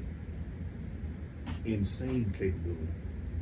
Have you looked into cool unit thermals before? Yeah, one of my buddies actually just graduated sniper school, and he's up in Alaska now, and he'll send me stuff that he's using. I'm like, dude, that's fucking insane. Yeah, I've seen some photos of some guns out at Hat Creek with cooled unit thermals that you can spot trace through. Yeah, it's the stuff he tells me. I mean, granted, this dude was a great shooter before he went to sniper school. But he was telling me, like, this one time they went to like JRTC, like the training build up they do for deployment. Yeah. He said him and his partner went out for like recon, and they got the green light to engage the Op 4, the opposing force, and they killed everybody. Yeah. I was like, was he Ranger? No, he's just an 82nd. Okay. Yeah. I wonder if he went through the class that my buddy Ben teaches, Ben Cotton. I'll ask him. Yeah, that's a dude to follow too, Ben Cotton. That guy's a monster. I think I do follow him. He's a bolt gun guy. Yeah. He's a manners guy. Yeah. My gun is damn near a clone of his, just because of how dope it is. Yeah. He's he's that dude can shoot. That dude can shoot. And see, that's really what I want this whole like series to be, because going back to the imposter syndrome, like, I know you and I both think we're just normal dudes, but there's a lot of trial and error, just between you and I. You know what I mean? Like, the stuff that you've tried that hasn't worked, stuff that I've tried that hasn't worked, like the knowledge that we have, not bragging or whatever, but how do I say it? It seems like a lot of people that have like a huge following have no substance behind them. Like they have nothing to say. It's just, buy this bag, buy this attachment. I like it, so you'll like it. Use my code, by the way. And I'm like, yeah, I don't want to be affiliated with that. Like, no. Even when John from Blackguard gave me the discount code, I was like, no kickback. I don't want to be affiliated with any sort of, he's just pushing this because he gets money from it. No, I shoot Blackguard because it blows shit up when I shoot it. Yeah. I like the ammo. I will never have a discount code. I'll never have anything like that. Yeah, I don't want a kickback. I just never. Yeah. That's one dude. Companies that I want to work with. I've been working with John since before he had a webpage. That's one dude that I believed in for a while. Yeah, you're the guy that put me on a Blackguard. Yeah, well, I still have. I keep one of every box of ammo, because growing up it was cool going into old guys' basements or garages, and they always had like the walls of ammo. Old beer cans or stuff like that. Mm-hmm. So I want to be an old man, and I just keep one box of every single ammo, so I can have just a wall of old boxes. I've always thought that was super cool. Oh, and I still have my box of the tester 262 Alpha that he sent me, lot 0001. I think I still have the box that you sent me. Yeah. I remember you were like, hey, because everybody was crazy about IMI. You're like, IMI shoots really good out of your gun. Shoot this experimental shit right here. And I was like, something don't seem right here. Something don't seem right. But it shot fine. I mean, I'm still shooting Black Arc to this day. Yeah, I got that stuff. He didn't even have a web page. I think I found him when he had it was like 300 followers, and I was seeing videos of him like I had this 16-inch Hodge, and I was like, dude, send me some of this stuff. This barrel that I have is wicked, and I remember that tester stuff. That 77 out of a 16-inch was going 2,900. 2,900. And he tuned it down after that because my Hodge was starting to pull the back off the cases of them because they were so damn hot. But yeah, I was getting 2,900, and I was like, dude, there's something wrong. Yeah. It's gonna kill it. This is gonna kill my barrel. The fastest I think the 262 Alpha ever went out of my Bartland. It's an 18-inch. I think it was 29, either 2960 or 2980. Yeah. It was damn near 3K, and I was like, what the fuck? But yeah. That's when I tried to take it on a hunt, and it didn't go good because the bullets were zipping so fast they didn't open up. No, yeah, they can't. They go through go through stuff like water. If you don't hit a bone, it doesn't matter at all. Yeah. But just wait till the 80K PSI stuff is widespread. I remember 110 SAS Actual posted a video of the 100K PSI. You know anything about that? I know it's the direction that the military wants to go. That's what they wanted. That's what they want to do. It's it'll be scary when it comes to body armor, because body armor is going to have to progress whenever the ammo progresses. I don't think body armor can progress too much anymore. Yeah, I don't know what they can do. I have no idea. That's body armor's totally out of my wheelhouse. I don't know anything about anything. Have you ever seen a video on how that shit's made? No, never. It's never sparked me. So pretty much what they do is it's like it's like damn near paper thin Kevlar, and they coat it with like this epoxy type resin, and they do that over and over and over to where it's almost like lacquered. Then they press it, so they get all the air out of it, and then they bend it to its shape. You know, they put in the ceramic, and it's so complex. But then you shoot it, it's done. It's broken. You get shot in the same spot. It's just gonna go through. Yeah. So I think for body armor to progress, they'd have to completely change Kevlar. Like Kevlar would have to upgrade because it's already Gizmo maxed. Like you can't upgrade Kevlar any further. It needs to be something else. Yeah, I have no education to be able to talk about anything about that. I just don't want to be shot with or without plates on. Yeah, that's a good point. Do you have a favorite book?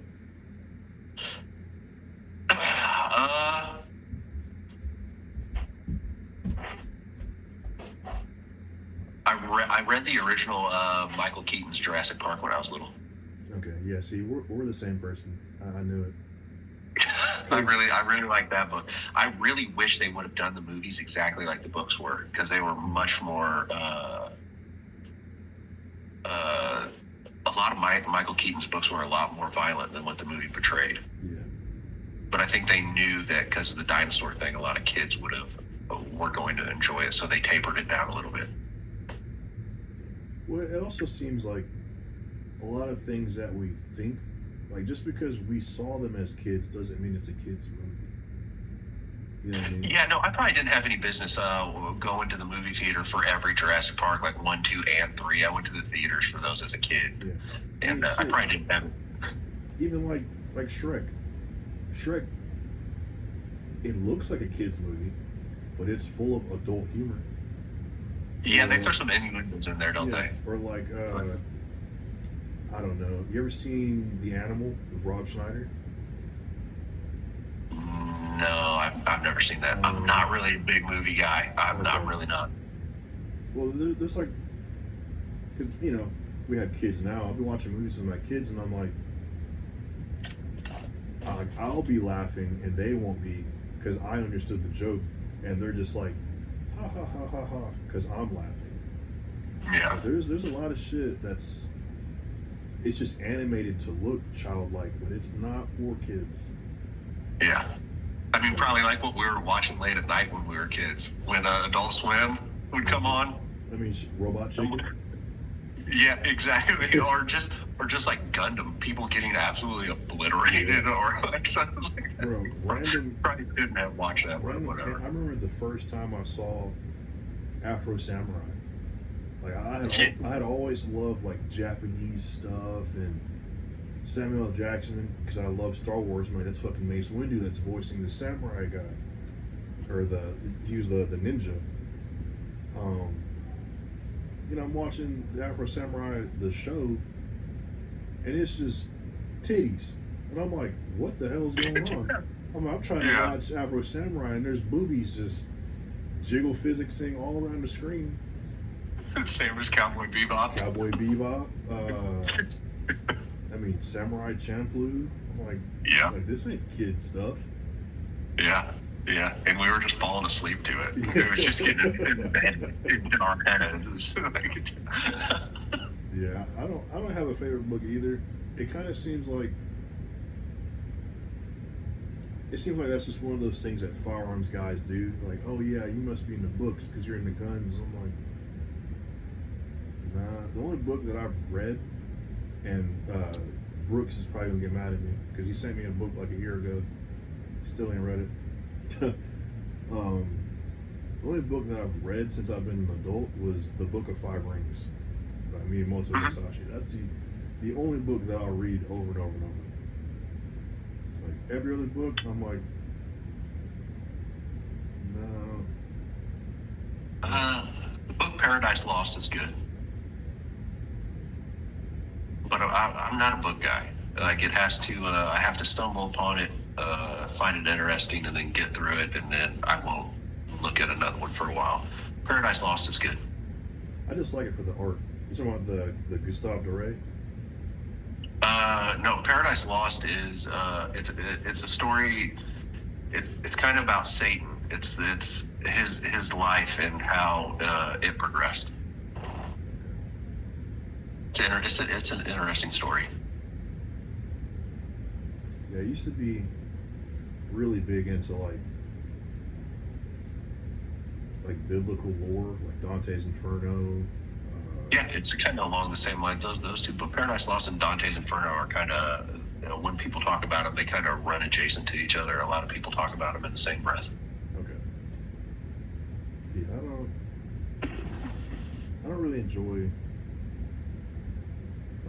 I just don't enjoy reading. I just never have. Nothing against it. Like my wife's a reader. I think it's cool. Yeah, it has to be very specific, and I have to. I don't know. I like doing activities more than I like sitting stationary. Yeah, I agree. And this is gonna sound like counterintuitive because I'll read for a purpose. You know, like, oh, you have to read this section to understand how to do XYZ. Sure, I'll read it. And I understand that, reading is like brain exercise. I'm not just going to read just to read either. Yeah, no, I don't like reading just like sometimes it's hard for me to get into like a fiction story to where I have to interpret it and like create this world in my head. I just, yeah. Not for me. All right. What would you say the best way is to get into long range shooting?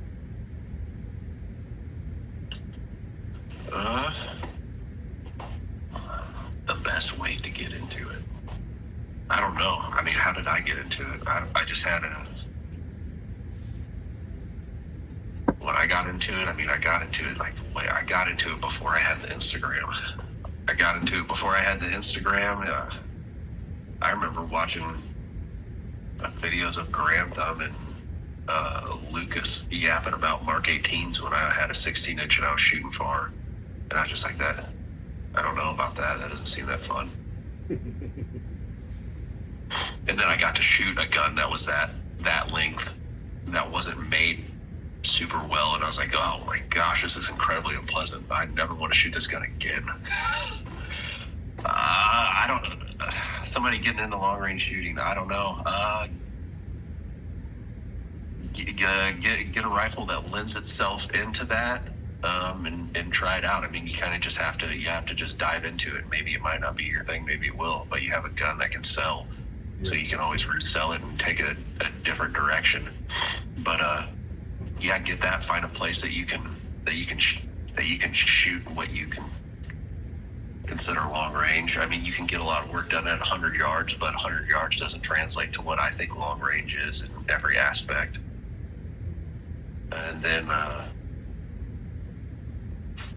find a teacher on here or on the internet somewhere that clicks with you with the way that they talk and the terms that they use and the information that they can convey, and maybe take a class. I don't know. I've only took one class in my entire life. I've never took class, and that was Woomer's 3D carbine at Darcy.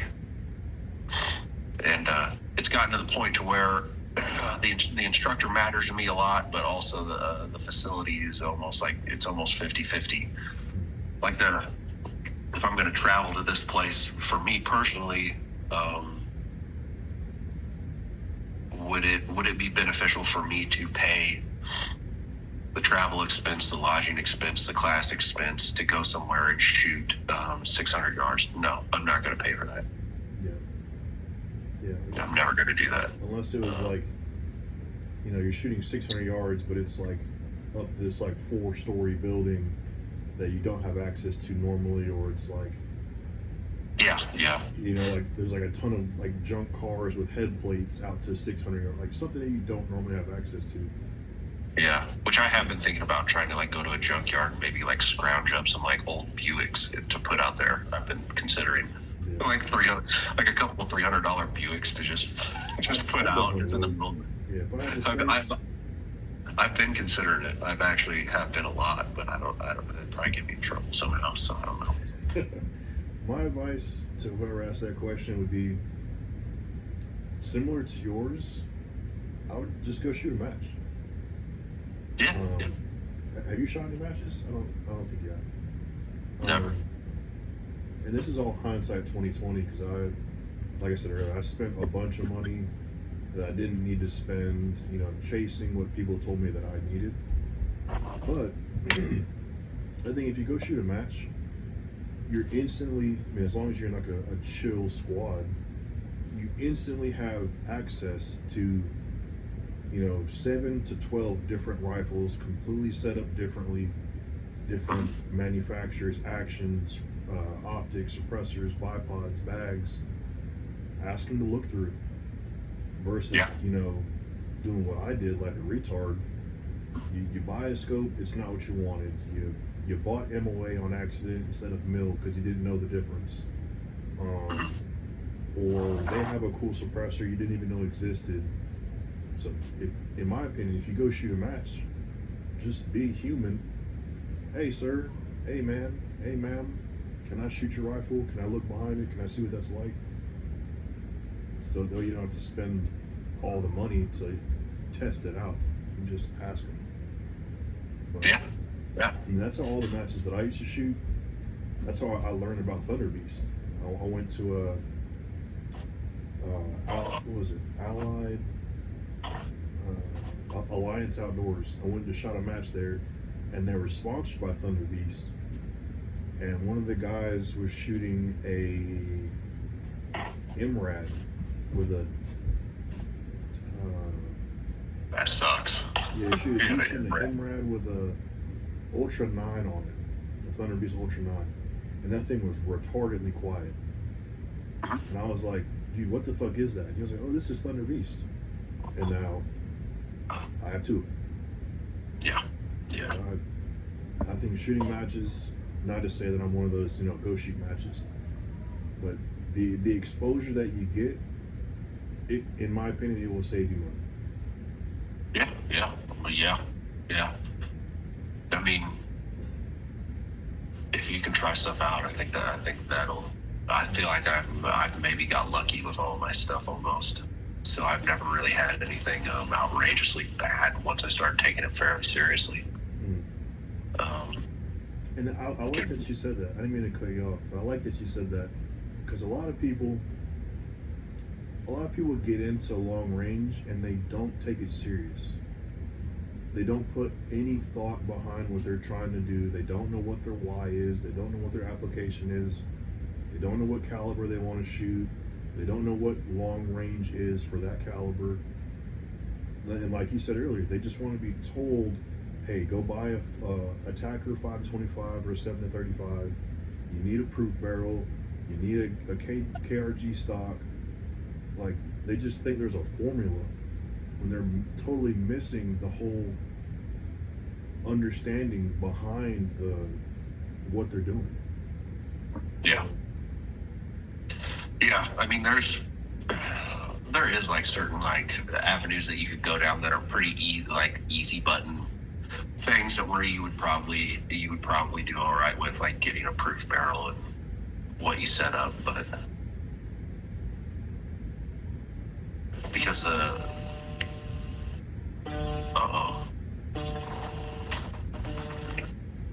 Somebody calling you now? No, nobody called me. There's a child was kidnapped. Oh, Amber Alert. My phone just buzzed. Amber Alert. Yikes. But I mean, it's one thing, like you said, cheat code. Like, it's one thing to know that's the path you want to go down. Like, if you want a proof barrel, like you already know what proof is, then sure. But if you're like, Johnny Two Shoes, and this is your first time shooting a 6.5 Creedmoor, you just learned what Night Force attackers were, you probably don't need a proof barrel. You know what I mean? Like, you'd be fine with an arrow soulless. They shoot perfectly fine. But yeah, a lot of people just don't take what they want serious. They just want to be told what to buy. But I have a buddy, my one buddy that will come shoot long range with me locally over here. He'll come out with me like once a month every now and then. And I've helped him get out to the 1,300 yards with just like a clapped out Ruger RPR. Hell yeah. The RPR is kind of cool though, to be honest. I mean, if you asked him on that day when he got to shoot my bolt gun versus his RPR, he would tell you different. Well, I mean, hey, Ferrari versus Ultima. Yeah, it was. It was the first time he had ever got to see it or shoot it, and I laid it down on the ground, and I was like, "That's 900 yards." I dialed the dope that it gave me. Just shoot it, and he shot it, and he felt no recoil, and it hit the plate, and he's like, "This shoots the same bullet as an RPR," and I'm like, "Yeah, it's all the same."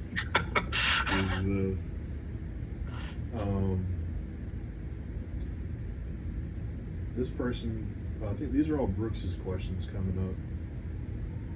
These are the ones that are good. He said NRL or PRS? I don't know. I don't fucking do. Sorry, excuse my language. I don't do any of that stuff, man. I don't.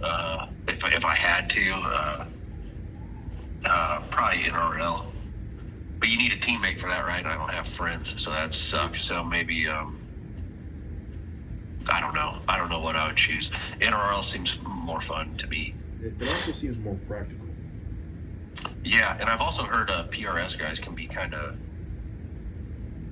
weird. Yeah. Like the personalities aren't great.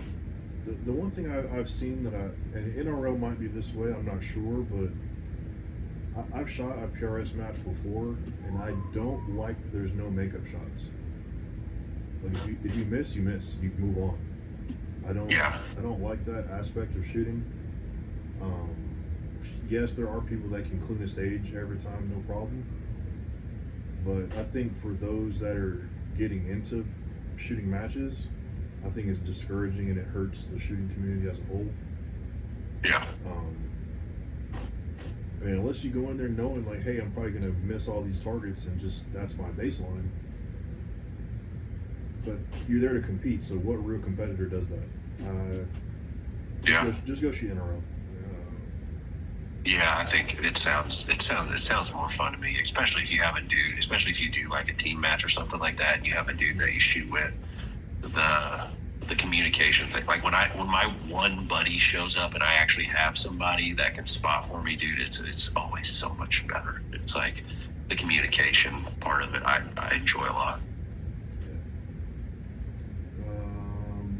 What courses should someone look into? Brooks, you have terrible grammar. What courses should someone look into, beginner and intermediate, for long range precision? Brooks, what the fuck kind of question is that? So what classes should somebody look into? Yeah. We'll just narrow it down to what classes.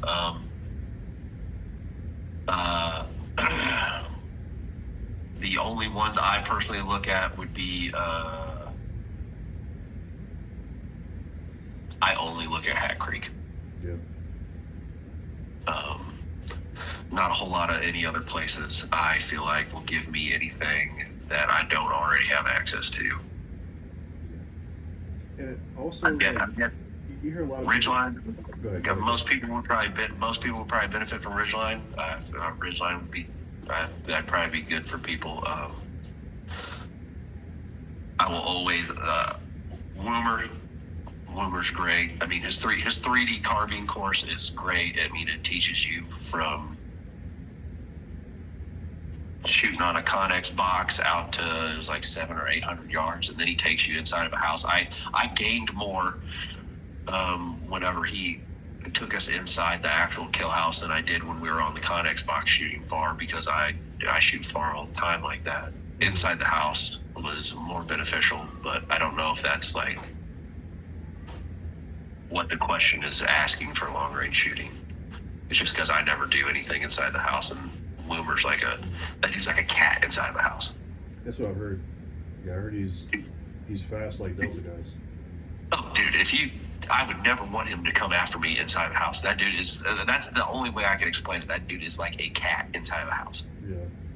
I've heard that from multiple people, that he processes so fast that he's like sprinting. He's just like, yeah. I've heard some shit about Chris. Disgusting. Yeah. Disgusting. Never. If he's after you inside of a house, you just come out. Yes. This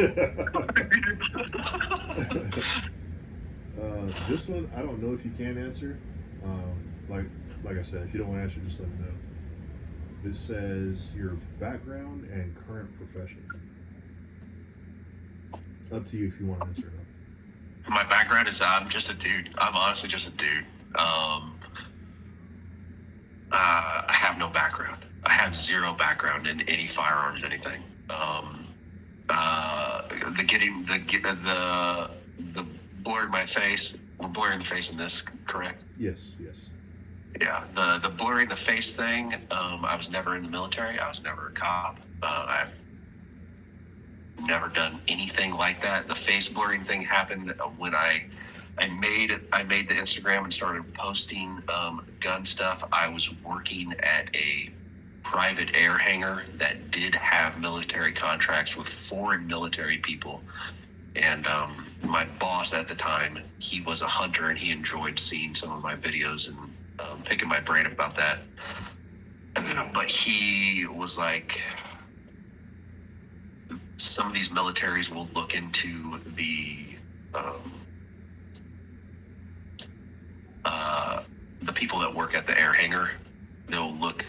They background check everybody, and they will find your social media and stuff like that if they want to. So it would behoove you to either delete this or figure out a way to not make it about you or very personable, because it was other countries' militaries, and it was it was me and one other guy in an air hangar, and a lot of the times I was alone, and I was interacting with these foreign people that were working on these planes. So that's kind of where that stemmed from. And then just from a, I guess just trying to make it like semi one-dimensional and not make it about the individual, just make it about the information being conveyed. It doesn't really need a face. Yeah. It also adds to I can't think of another word. This word sounds gay. Like the whimsy, like the mystery. You're like, oh, who is Iced Americano? Who is the cold coffee man? You know, Yeah, that is pretty fun. And then especially with the whole 1,000 chicks thing, it's became even more fun. It's a good time. It's fun. I mean, yeah, it's fun. But yeah, background wise, that's why that's the way it is. Our wife started that way, and it's continued. What's your current profession? Not 1,000 ships. Sure. We'll keep it. We'll keep it like vague. It's structural engineering. Yeah. We talked about it. I think I remember it. Yeah. How do you involve your kids into the shooting world, or do you even do that? Not particularly. I just have one kid, my daughter, and she is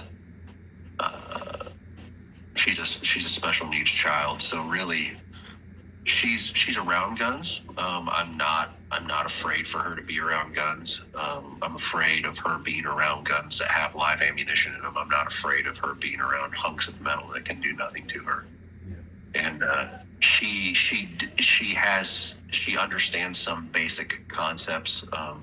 Just like before this, I was working on the 6 ARC, and she understands the safety, like on, off. She knows when it's on, she knows when it's off. But ammo is always put up.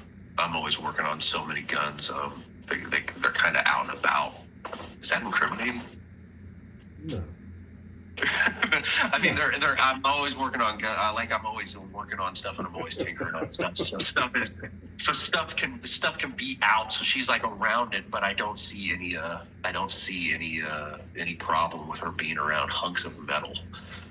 So if they can't go bang, I'm not really worried about it. But she doesn't. She's never really around, and she's young. I'm not gonna. No, she doesn't really have anything to do with like the firearms things, other than like decorating them in stuffed animals or drawing on them. I let her draw on them with paint pens if she wants. Oh yeah. How do you determine if a product is a useful upgrade or just consumerism? That's easy. Who's telling you to buy it? Yeah. Who's telling you to buy it, and where it came from? Because a lot of people don't understand that, like a lot of these companies that yap about having the best thing, it's mostly everything's borrowed. Like damn near everything in this industry is borrowed, or it's OEM from somebody else, or it's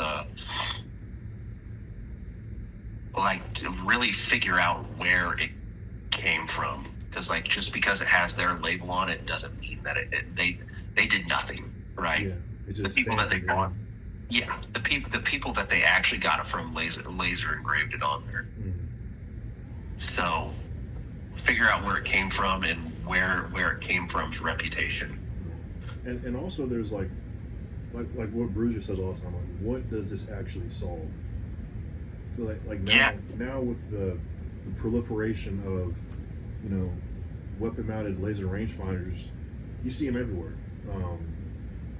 The Tango Fire 4000, super cool product. It's an affordable price point, but now you have people that don't really need them or even use them, now they have them. Like, that's up for the individual to decide, is that a useful upgrade, or are you just buying it to say you have it? Like, you would think that I would have one, and I don't have one. yeah, like, and you shoot farther than I do, and I have one. Yeah, I've never had one. I've never had one. And because I've never had one, I probably hamstring myself with how much that I shoot. My ammo budget just like really tanks like the accessory budget. But being able to like look at something and like being able to judge like the distance, or being able to mill something and have a decent idea, I've had to figure out just through that. Yeah, I've never had anything like that. This next one, I think I know the answer to that. What's your 2 rifle loadout? Last 2 for the rest of your life. The 2 guns you got right now. Yeah, literally what I shoot all the time. My 6 ARC and my 6.5 bolt gun. Yeah, mine would. Yeah, Brooks and I talked about this. Mine would be my 12.5. 12.5 Geisley and my 16.5 inch. Yeah, that would be it. I don't know if my 6 ARC would be a 20 inch. The 20 inch was just the only one that that Proof had to help me out with, because I burnt my first 16 inch 6 ARC up. I burnt that thing up in like 6 months. I shot that thing so much. Yeah, you do shoot a lot. But that's not a bad thing though. When you shoot, and that's where I was going. I think on like question 2 or 3, talking about like your expertise. I would say it's like diagnosing things. It's like, just from, I mean, like how much we talk, and like when you're putting together like the Frankenstein, parts and ammo and optic, that combination, it's like that comes from experience of shooting a fuck ton of rounds. So yeah, like I think, going back to the imposter syndrome, I think your opinion holds weight due to the simple amount of experience you have when you're just on the farm shooting, whether that's 10 rounds a day or your 100 round group, like, which is fucking insane, by the way. Or just stuff like that. Like, a lot of people, they don't necessarily they have time in the space, but they don't have the experience in the space. You know what I mean? Yeah. Well, yeah. I guess question 2. Yeah. What's my expertise? Maybe statistically significant test bed. Yeah. That's probably why John still, because John could have sent those 105 6 ARCs to anybody. Mm-hmm. He has dudes that have way bigger following than I ever will. I mean, sometimes some days I'll make my page public for a month, and then Proof will share one video, and I'll sit by the barn and I'll block 50 people just because I don't like the way the profile picture looked. And see, that's the whole reason. I mean, I know this whole podcast, whatever, was your idea, and the more I sat on it, seeing all these shills, seeing all this misinformation and SHOT Show really did it. Every year it's like, oh, buy this product, it's the best thing ever. Like, we stippled the grip, it's the bee's knees. I'm like, y'all are really sitting here telling people they need to buy your product because you stippled the grip? Yeah. I'm like, there's, again, not bragging, but there's so much information out here from people like me, people like you, dudes like Corey, dudes like 603 Armory, tons of people that don't have a huge following, but they have tons of knowledge.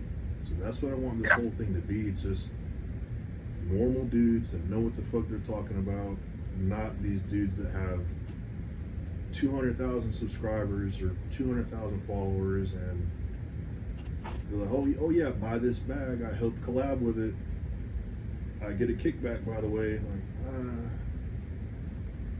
that's what I think. I was talking to Corey about that. It seems like nobody's going out of their way to buy stuff just to try it anymore. Yeah. Like they want somebody to co-sign on them, and it's like me, you, Corey, a handful of people are actually like spending their money on stuff, and then like it doesn't work out, and then nobody else will buy it. Yeah.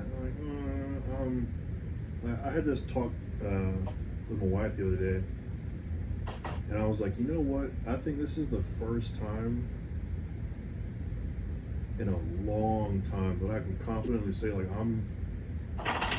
I could probably never buy another gun again, and I really, like, guns have no interest in me right now. It's, like you said, it's optics, it's clip-ons, and it's ammo. It's a great feeling. Like, I don't want any more guns. I actually want to sell fucking guns. It's great. Like, it feels, yeah, it feels like you just like transcended. Yeah, Like it's liberating because this is unintentional too, because all these questions are kind of tying back into themselves. But fuck, let me scroll up real quick. What was it? Talking about, where the hell did it go? Oh, the firearms burnout. You know, like, I would even say, like, when you and I first started talking, it was like, at least in my head, I was like, well, I have to post a picture at least every couple of days. I have to post a group at least once a week. I have to do this, like, I have to seem relevant. Now I'm like, I don't get two fucks. I'm gonna shoot my gun. I'm gonna go kill some coyotes. And that's really it. Like, I'll bring this. I'll bring the straight jacket that's upstairs. I have no interest in buying any more guns. No. I don't. Yeah. I don't No. It's a fantastic feeling. Yeah. Yeah. Like feeling like you need to. Yeah. The whole Instagram gun thing became like, I made my page public just for it was probably like a month there for a little while, and I was like, let's just see where it goes. I made it private again. Yeah. I can't stand it. Oh, dude, I can't stand it. That couple month break that I had when the Iced Americano page got nuked, and then I made this one. Actually, Corey sent me a story that you put up. And it was just like waiting for Iced Americano to come back, and I was just like, I might as well, you know. Yeah, I think I posted, like, I forget the picture, but it was like patiently waiting for Iceman's return, and then like 2 days later you came back, and I was like, he's back. Yeah. Corey sent me that. Me and him were texting on and off during that entire time. Yeah, like you said, though, it does feel liberating to just not care about the burnout. Like, I don't even know the last time I posted the picture. It's probably 2 weeks ago. I'm like, okay, I have nothing new to report. You know, I haven't done anything cool. It's been too cold to hunt. I just been in the house tinkering with, you know, my 12.5, getting it back up and running, and that's about it. I've still been enjoying the photography side of it. I still like taking good pictures here and there. Yeah, I took a picture today because it snowed. My wife, she was talking shit. She was like, she swears I love my guns more than my kids, just because that's all I post. I don't post my kids on Instagram. Well, tell her what I said, and then she'll understand. Yeah, but see, the flip side of that is she posts them on her page, and I'm like, woman. But yeah, she's like, you're not gonna post them in the snow? And I was thinking about the kids. I was like, no. I was like, it's 0 degrees outside. I was like, we're not going outside. She was like, no, I'm talking about your guns. I was like, oh, okay. So then I went and grabbed the AI and threw it in the snow. There you go. You got a couple. I've been trying to get out there, but man, it's just been too bitter, but it's just bitterly cold. And then, like the pictures that you see out there at the farm, there is not a piece of terrain stopping any wind, and it just sucks. Yeah, dude. Today I opened the door because like our house is technically 3 stories. I'm in the basement right now, but we have this deck on the 2nd story, and it was just covered in snow. And I opened the door to the deck, and the wind just fried my face. I closed it immediately. I was like, I am not going out there. Dude, it was just like that. Yeah, it was pretty rough. When did I take that picture? When I was in the old barn. It was probably a week or two ago. But the wind was going perfectly from the back end of that open structure to the front end, was going through it. It was turning it into a wind tunnel, and I went in there to get out of it, but it made it 10 times worse. Dude, I couldn't even take a photo in there for. It took me so long. This next yeah, one, I don't remember. Go ahead. No, I don't even remember what I was gonna say. This next one is an easy one. Chassis or stock? You're a stock guy. I like the manner. I like the way. I like how dead stocks feel when it comes to recoil. But I'm not opposed to chassis. I'm not opposed to chassis at all. I enjoy the AI chassis. I'm sure the SICK is probably fantastic, but it probably feels different than a chassis. If you had to buy one chassis to put your bolt gun in, what would it be? Probably an ATX. Probably, more than likely. But you got that AI from JR, because I swindled him into trying to stock, and he felt the same thing that I did. The recoil is completely different, and now he has a foundation. Yeah. I remember we sat so I drove up to Tennessee to buy that. Bro, we were in the parking lot for probably 25 minutes, just talking. I hate that we didn't take a picture together, but I was like, dude, I kept trying to convince him out of it. I was trying to talk him out of it. I was like, why are you selling me this whole package for this price? I was like, what? I was like, who is holding a gun to your head? I was like, is your wife threatening to leave you? I was like, what's going on here? I was holding the gun to his head. Yeah. And he was like, no, I just want to build something else. And I want to build this PRS rifle, and my wife says I can't have this and that, so I'm selling this. I was like, are you sure? And he was like, yeah. So I pulled out the check, the withdrawal packet was full of money. I was like, are you sure? And he was like, yeah. Have you shot a good stock before? A Manners or a Foundation? No. You need to. They feel different. I actually am. I've been looking at, and I do this a lot. I always look at the Manners Night Stalker, because that thing goes so hard. Oh, dude. I look at the Night Stalker at least once a week, and then I'll look at. I want to say, I think it's the same stock that JR has. It's the Foundation. The wood Foundation one. I'll look at that one a good bit. But I never buy it. The wood grain Foundation with the golden lens. Yeah. Yes. Yeah. But They just recoil so much more dead. Like my Manners, especially with the APA brake on the front of it, it is so just insanely pleasant. Like all my guns, if it was somebody's first time shooting a gun and they were scared of recoil, dude, all my guns, man, anytime it's somebody's first time shooting a rifle and they shoot mine, you're like, oh, this is not even close to what I thought it was. Yeah, I haven't shot a break, dude, in years. Once I got suppressors, I was like, I'm never wearing your pro again.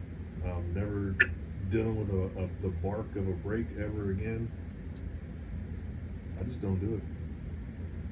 I feel like I'm probably they don't even mess with me anymore. I feel like I probably have so many micro TBIs because of just getting detonated. So I'm probably, I don't know. They never mess with me. Like when I do the 100 round groups, everyone's like, oh, I'm sure that's probably terrible. And the worst part of it is focusing on the reticle and the freaking grid paper. Yeah. it gives me this weird headache behind my eyes, and that's why I don't do it every single week. That and how much it costs to shoot a 100-round group. Yeah. But yeah. Yeah, I'll definitely have to, because Manners just dropped that folding stock, and that's also been a reason why, not that I need my rifles to fold, but I like the option to put them in a bag if I need them, like when I'm walking up to stands or stalking coyotes down. I like the option to make it smaller. I've never looked at folding anything. It's never gave me any benefit in what I like to do. So I've never really made it like a priority in anything. Well, the shit that gets me is this one time I went on a hunt, and it's kind of like a classic solo hunt horror story. Have you ever seen that movie? I know you're not a big movie guy. Have you ever seen the Evil Dead movie? No. The newest one? Yeah. No way. I watched trailers of that and I was like, that looks icky. I've never watched that in my life. Oh, it is icky. So there's this scene. There's a scene in the movie, right? Not to get too graphic, but this girl, she gets caught. I'm gonna puke. No, she gets yeah. She gets caught. She gets caught up in these vines, right? She's like running through the woods from the monster, or what she thinks is a monster, because it hasn't shown itself yet. And she gets caught up and all tangled in these vines, and she can't move. And then she ends up getting corrupted through her lady parts, in a very twisted way. But sort of that's what happened to me. I was stalking some, I was using the. Got corrupted through your lady parts? No, not that part. Okay. I had gotten some responses from like 8 or 12 dogs, and I was like, oh, I'm going over there. But I had to go through the woods.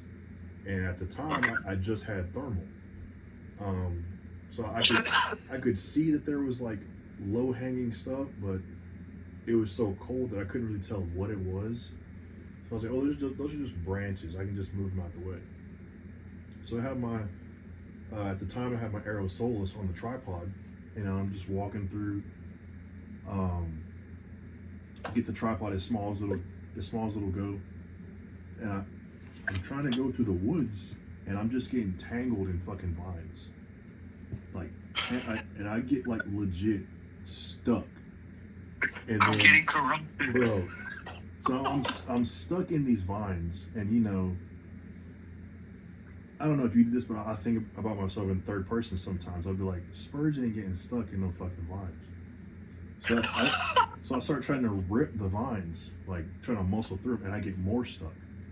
And then the dogs that I had just called are closer, and they're still yipping, like looking for me. And I'm stuck in these fucking vines. Nobody knows where I'm at because I'm on private property. And the dogs are coming closer. I'm like, I'm gonna fucking die. Stuck in these vines like a retard. I'm gonna be on like the local news. Is me like, local hunter is stuck in the vines and he dies. Yeah. So now, wait, there were ate up legs? Yeah, ever since then, it's like, get this shit as small as you can get it so you can go where you need to go. That makes sense. See, if I had any vines at the farm, there's none. That's what. It would make sense. But there's barely even trees. Yeah. Ever since then, man. Because there was that night, and there's I don't know how often you go on like predator hunting, but like when you're quite a bit. I just don't yap about it too much. Okay. So like when you're out there, probably like hour 3, pushing hour 4, and it's like 3 in the morning, and you're fucking tired, but you don't want to go back. Yeah. So it was around that time, bro. I swear I saw a skinwalker, because when you used Corey's thermal that one time, or I don't know if you used it more than once, but you select your color palette. So you're like, oh, I'm looking for these colors. I'm looking for these shapes. Well, I saw this, so I always keep my stuff on white hot. I'm scanning the tree line, and there's this giant tree. And immediately adjacent to the tree is a pitch black figure that looks like a human. And it's just staring. Bro, it was staring right at me. And Dude, if I was at the farm, I'd start blasting. Bro, every time I like, I would like look away and look back, it would like jump closer. And it was the same figure, always bladed behind a tree. No, that ain't happening to me. I was so far from my fucking car that I was like, I'm gonna fucking die out here. No. That was probably one of my last solo hunts on that Yeah. property. Because it was the same one. It was the same property that I fucking got tangled up in the vines. Not a chance. Yeah. If I saw anything like that, dude, there's not a chance. You're getting this 106 tap. Bro, it was terrifying. I was like, holy fuck, it's looking at me. Because, it was white hot, and then there's a black figure just menacingly just staring at me. I was like, what the fuck is that? One of the last times that I went out, it was around Christmas time when we got it was gonna snow that next day. So me and a couple buddies went out, and we had been calling it. It was around the exact same time that you were talking about, that time to where you're getting close to where you're packing up. Mm-hmm. I thought they were playing a prank on me. I thought somebody played over a cell phone or something loud. Mm-hmm. Something just absolutely just screamed, something I've never heard out there. And it sounded, dude, it literally sounded like one of them videos where people are out there Sasquatch hunting and you just hear that loud as just, and maybe on the other side of the hill, actually in the trees, 100 yards away. And I turned around and I go, we're about done. Did you hear that? I wasn't trying to talk quiet. I was like, I'm not crazy. Yeah. And they're like, no, we definitely heard that. And I'm like, you're not messing with me. The entire walk back to the vehicles, I was like, who played that? Everybody swears up and down nobody played anything. Yeah, It sounded like a dude yelling in pain. Yeah, that's that skinwalker shit. That's that, let me lure you in, come help me, and then you don't come back. Hell no, I ain't helping you, especially out there at nighttime. No way. There's never a chance that I'm going out there. If you go out there and you die out there, you did that. I'm not doing that. Not a chance. There's not a chance. No chance. No, especially when you're screaming like that. Just say help me, guy. Don't scream. Yeah. No. Not a chance. Yeah, I haven't been back to that property at night since. I went out there just the other night with the EOTech before I sent it back to Grant, and I had already been shooting before, so I was probably an idiot hanging out there that late. There's nothing that was going to show up, but in all the over a decade I've been going out there, I never heard a noise like that, and I've never heard one again. Ever. I don't know what it could be. The deer out there, nobody even deer hunts out there. I've walked up on deer, and like I've told you before, it's like it's rare to see a coyote out there nowadays. They all stay on the other side of the highway, which is the 2 mile driveway and then the highway, and then they all stay on the other side. It seems like when I'm driving out there, I see them on that side of the highway, but I never see them in the big open.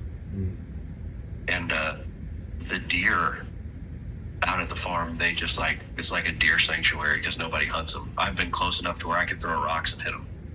Yeah, I told my supervisor I'm on a mission to pet one. I want to get so close to a deer I can pet it.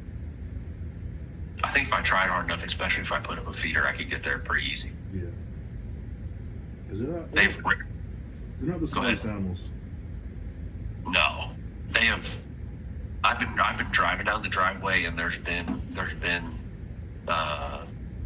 2 2 or 3 running like along the side of the truck, and they just never duck and go down into the corn. They just run with me. Yeah, they're not the smartest. Yeah. This last question says entry rifle, Bergara or Tika? I've never touched either one of them, so I couldn't tell you. It seems like an overarching thing that people really enjoy the Tikas quite a bit. Yeah, I used to have a Tika. My first bolt gun was a T3X, the TAC A1. I fucking love that thing. It shot. Yeah, I mean they come out of the same factory as Seiko, so the barrels obviously seem to be nice. That Philip Vallejo guy, his Tika seems to hammer, but you got to kind of think about who's behind it also. I guess I would say Tika. My buddy Derek Duncan at Long Range Precision Shooting, he dropped Tika actions inside some Manor stocks, and they shot fantastic. Yeah, I saw the video. I like Tikas. Bergaras seem to be like 80%. Like generally they're good, but there's more like lemons than Tikas. The only thing with Bergara is I'm pretty sure Bergara it's an R700 footprint, right? So it can drop into anything. Tika you have to get special stocks or chassis for, I thought. Yeah, it depends on what model Bergara. Some are Remington 700, some are Bergara footprint, whatever the proprietary footprint is. Yeah, that's a bad question for me. My first real bolt gun, being into this stuff, was the one that I have. So I just have no desire to touch anything else. I would say the best entry level rifle. I mean, Greg did a video on it. Is the fucking hit. That is. Oh, dude, 100%. The hit is. I told Brooks the other day. Him and I voice called. That is the only rifle I've ever shot where grain weight didn't matter, manufacturer didn't matter, like nothing mattered in it. The fucking point of impact, point of aim was like 1/10 difference between 55 grain and 77s. Like it didn't matter if it was like a 300 velocity jump, it still hit the same spot. I was like, this is fucking insane. Yeah. And I've shot a good bit of guns, and that's the only gun I've ever shot where that was a true. What do they say? Like it doesn't matter what you feed it. Like that was the only gun where it didn't care. It would put it in the same place. Yeah. That's probably the best answer. Give them the third option and say that if they can find one, because aren't they're quick change also? Yeah. Right. Yeah, I was telling him. Yeah. The only because I ended up I sold the hit to Brooks, and I wish I would have finished the AI versus the hit, because the only con with the hit is the barrel availability. That's the only con. Like if you wanted the 223 barrel or 223 bolt face, good fucking luck. You gotta hope you know somebody like Kevin Wexler that can get you what you're looking for. Yeah. But if I want an AI barrel, I could go on Mile High right now and buy one. Yeah. That's the only con. But that fucking hit is a shooter. Yeah. If you're starting out a hit in 6.5 Creedmoor, you're probably pretty square. Yeah. It'll probably take you at least 2-3 years to outgrow it. Yeah. And then after that, I guess you could start looking into custom stuff. But I mean, really, you probably wouldn't even need to do that. Yeah. At that point, it'd be like, would it even be worth it? Because you have to break in another action. You got to break in another barrel. True. Yeah, bolt gun stuff. I probably need to get a hold of Brad. That's another company that working with is Brad at H&W Precision. He's based out of Missouri, and he is Missouri's best kept secret. Yeah, once I get this 223 bolt for the AI, I'll probably hit him up for a 5.56 barrel. He's blown up. He's about ready to finish my buddy Grant again. He got based off our old conversation, he got a ATX chassis, a Terminus Action, and Brad's spinning him a barrel. He has everything right now, and he's about ready to get it all put together for him. Yeah, it'll be his barrels. It's just him. It's his shop is literally connected to his house, and he does everything alone by himself in there. Hell yeah. Hopefully he can keep it that way. He doesn't, let somebody else fuck up his mojo. I don't think so. He's pretty quiet. I mean, Derek Duncan over there at Long Range Precision Shooting, he uses his stuff, and he's pretty popular, so he'll get some traction. And I've pushed him towards a handful of people, but I think he'll keep it the same way. I think so. I believe so.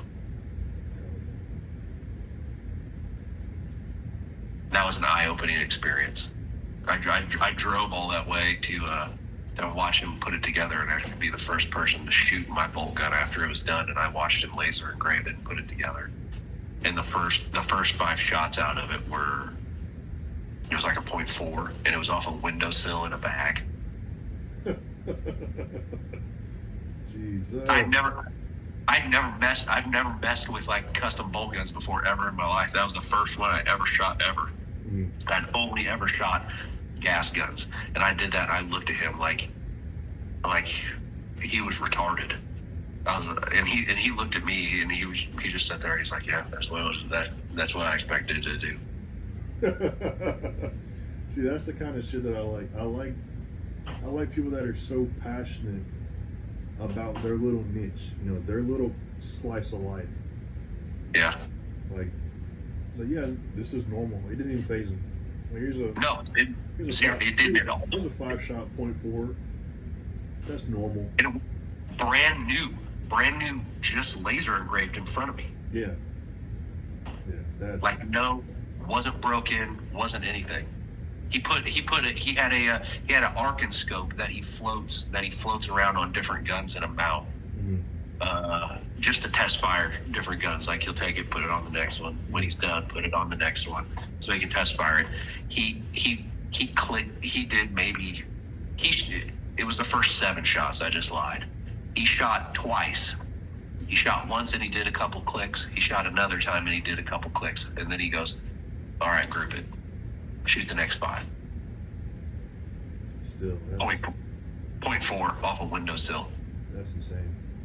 It's tightened up since then, right? Oh, dude, I shoot sub MOA 20-shot groups all day with it. I think with some of JR's stuff, I'm gonna do a 100-shot group, but I want to keep it under an inch. 100 rounds on a bolter. Yeah, I think so. That's psychotic. Yeah. Is that? What'd you say? I said that right there. Like, for those that don't know, that is, if you do that, and I do believe you can do it, that's gonna be like the biggest fucking flex of fundamentals ever. Like, ever. Yeah, I mean, the only other guy that I've seen do that is Reloading All Day. He's done that with his Vision. He's got a Vision chassis, and that's his thing, and that's how me and him got together. He got sent me because I was the only other person doing 100-shot groups as like something that's actually statistically significant, and he's been doing that for a long time, and I've been doing it for a long time, and me and him connected, and yeah, it's 100-shot groups really show what the gun is really capable of. And the shooter. Yeah, and it sucks. Yeah. It sucks because every time you're just like, okay, there's $2. There's $2. There's $2. There's $2. I have a headache. The headache's starting. My eyes hurt. There's $2. That's fucking bonkers. One of these days, I need to get around to fucking shooting a 100-round group. Tactically acquire some tap from work. I think everybody should. I think everybody should. They should at least try it once, because it shows you just like a lot of breaking points. I mean, even it shows me tons of areas where I break, like it just out of pure exhaustion or just sloppiness, like where you start getting sloppy. Now, are you shooting this like as fast as you can settle the reticle, or is it in an interval, or how are you shooting your 100 groups? I don't do it slow. I just do it as soon as I feel like I'm back in position. I mean, if the gun doesn't move, the gun doesn't move, and if I see what I need to see, I see what I need to see. I don't really I don't like time. I don't time it. I just do it back. I just get back to where I'm aiming at the tip of the triangle. Okay. So as fast as you can settle, but you're not rushed either. You just break it. Yeah, that first 100 round group that I did with the Suns barrel, it was kind of at a like a 1 Mississippi, 2 Mississippi pace. The whole thing probably took me, because then you gotta go get mags, and I kind of when I did that, I kind of set it up in a way to where I had the 520 round mags. I had them lined up in the back of the Forerunner. I would shoot 20. I would get up. I would get the next mag in just like a comfortable pace. I would come back. I would load it. I would get myself back behind the gun that felt like it was the same as before, and then I would start back up. So that was the only breaks that I took in between. That was the walk to the truck, back to the gun. Like a 45-second break? Yeah. So the whole thing I was probably out there with setup and the shooting like 45 minutes. Yeah. I mean, even the walk back to the truck, back to the gun, getting set up, that's no significant time for it to cool off anyways. So no, and to be totally honest with you, the getting the next mag and coming back actually is like, I think it's detrimental, because if you're not on the gun the exact same way as you were before it could mess everything up. Yeah. It could mess everything totally up. But with the bolt gun, me and JR talked about it.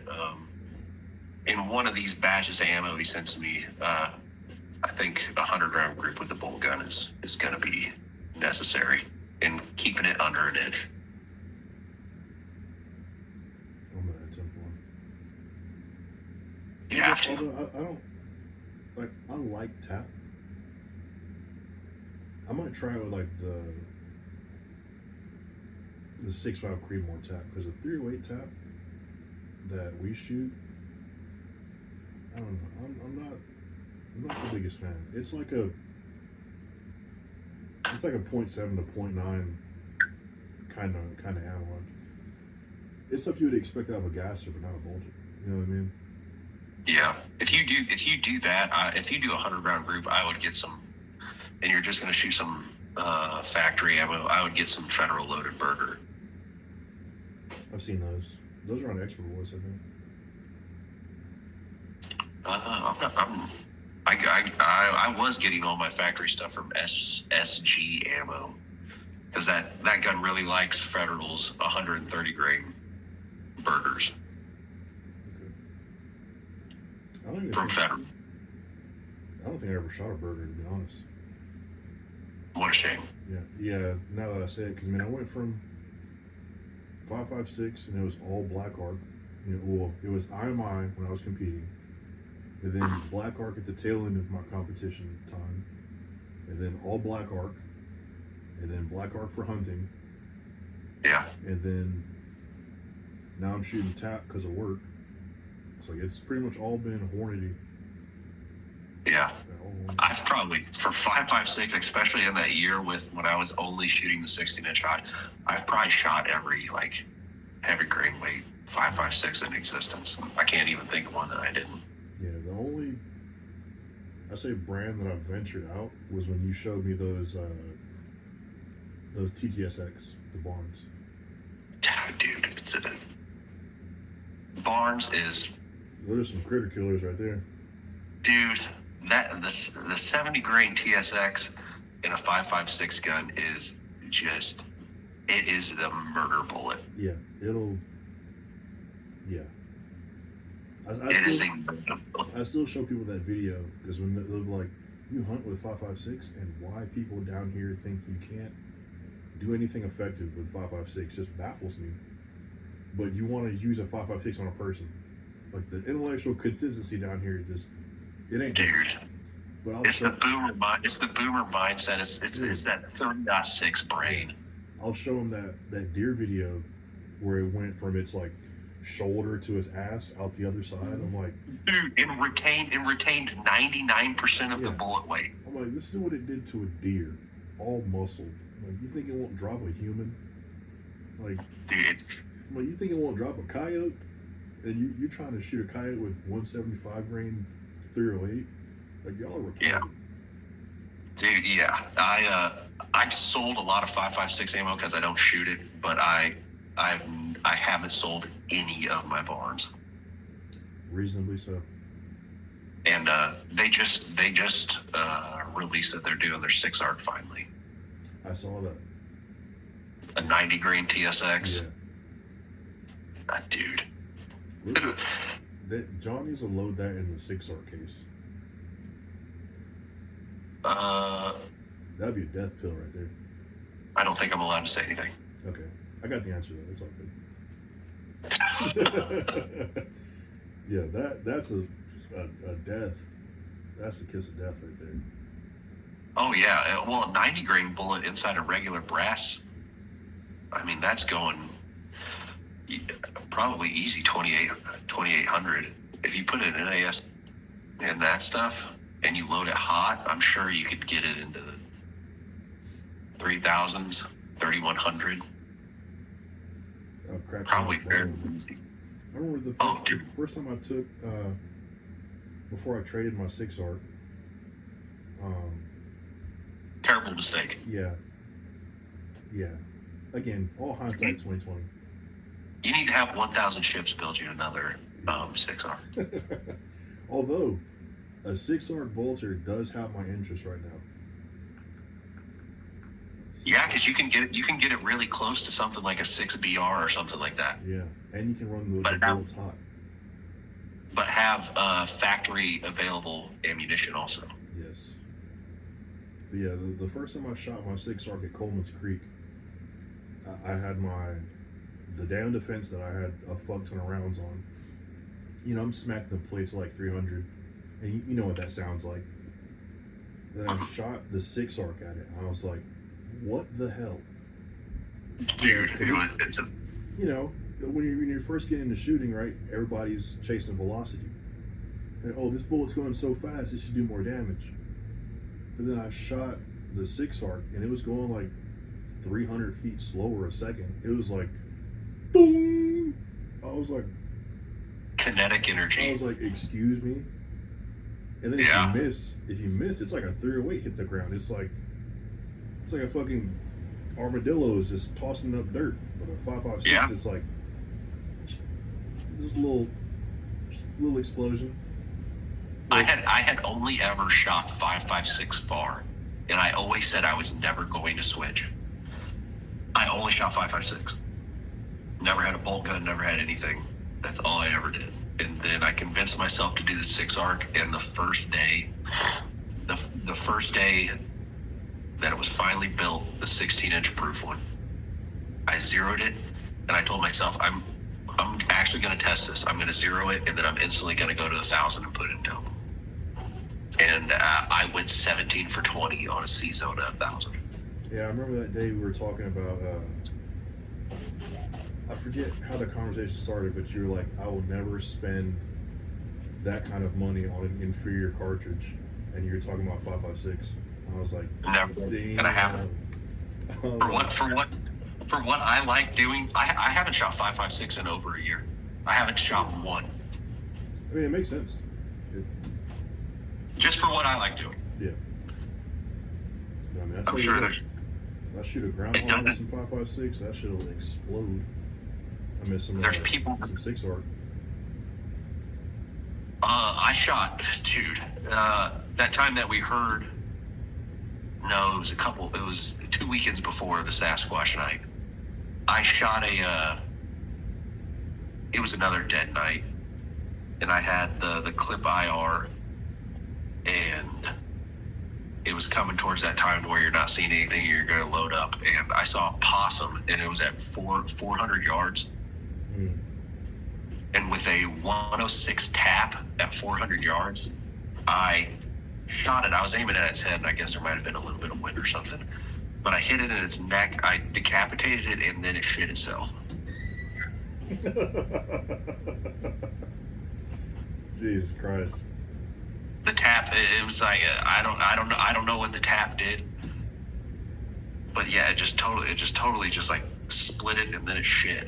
And I was just like, okay, well, I guess I'm gonna go home. Yeah, the last big groundhog I shot, I shot it with the 53 grain Blackguard. Shot it. Underrated as hell. What his most underrated bullet? It is my favorite round that he makes. Dude, it's yes. That I wish he'd do more of it. That because that stuff was, I didn't see a lot of people talking about it besides me and you, but that stuff was mint. It was mint. Yeah, so I'm in the basement right now.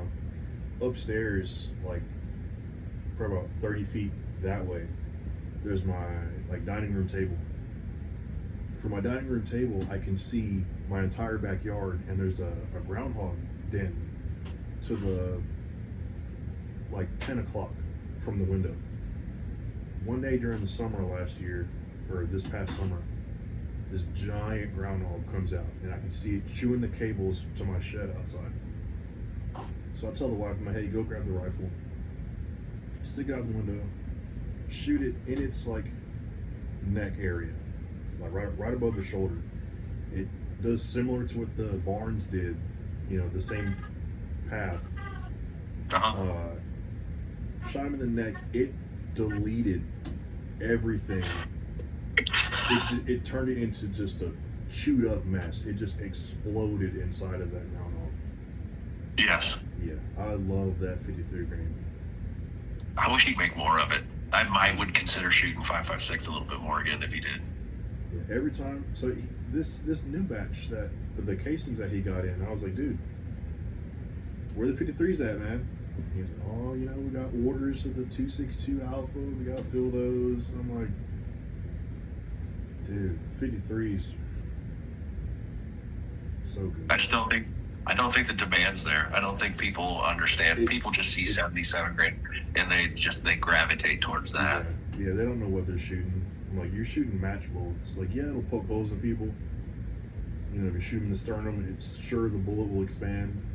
But the bullet ain't designed to expand like that. It's a Botel hollow point. Like, yeah. If you want this shit to grenade inside of somebody, get the bullet designed to do that. Yeah. Like, yeah. I feel like I'm having deja vu right now. I feel like me and you talked about that, especially about like Mark 262, like the Black Hills loading of it. Yeah. Didn't we have? Was it you I had that conversation with? Yeah. Yeah. How it's really not that great. It's really not. I have some like legit like cardboard box 262 in my drawer over there, and I'm like, it's nothing fan. It's just, you know, the nostalgia of the era. That's what they shot. Cool. I never got super great numbers from it. Me neither. Like, the SDs were never great. It was never what people chalked it up to be. Yeah. I think it was one of those, you know, for the time, that's all they could do. Yeah. Yeah. I mean, you could compare Black Hills 262 against IMI, and IMI is going to beat it. It's kind of, it was always just like a 1-for-1 for me. It always seemed like it was fairly similar, and just depending on what day it was, like it could be a little better, not enough to matter, or a little worse, not enough to matter. Yeah. Not double the price matter. That's for sure. Not at all. Especially in this market. No. But then when I was shooting 5.56 and I shot 70 grain TSX, that 16-inch Hodge, it was, I don't know if it was made for TSX or not, but it was shooting the brass 70 grain at 29.48 with SDs of like 9 factory ammo. Ridiculous. Just just absolute piss missiles out of that thing. Just solid copper piss. That's death right there. Yeah, like it's my. I'll never sell that ammo. I sold off everything else pretty much. Besides some, I sold off all my Black Hills. I sold all that. Hell yeah, I did. To fund 6-arc, but I still have like a mess of IMI and a mess of just like PMC 55 grade. PMC is timeless. I just kept it just in case the local cops want to shoot, and I'm not going to bring a 20-inch 6-arc because they're going to want to shoot in a 25-yard bay at targets the size of drywall. Yeah.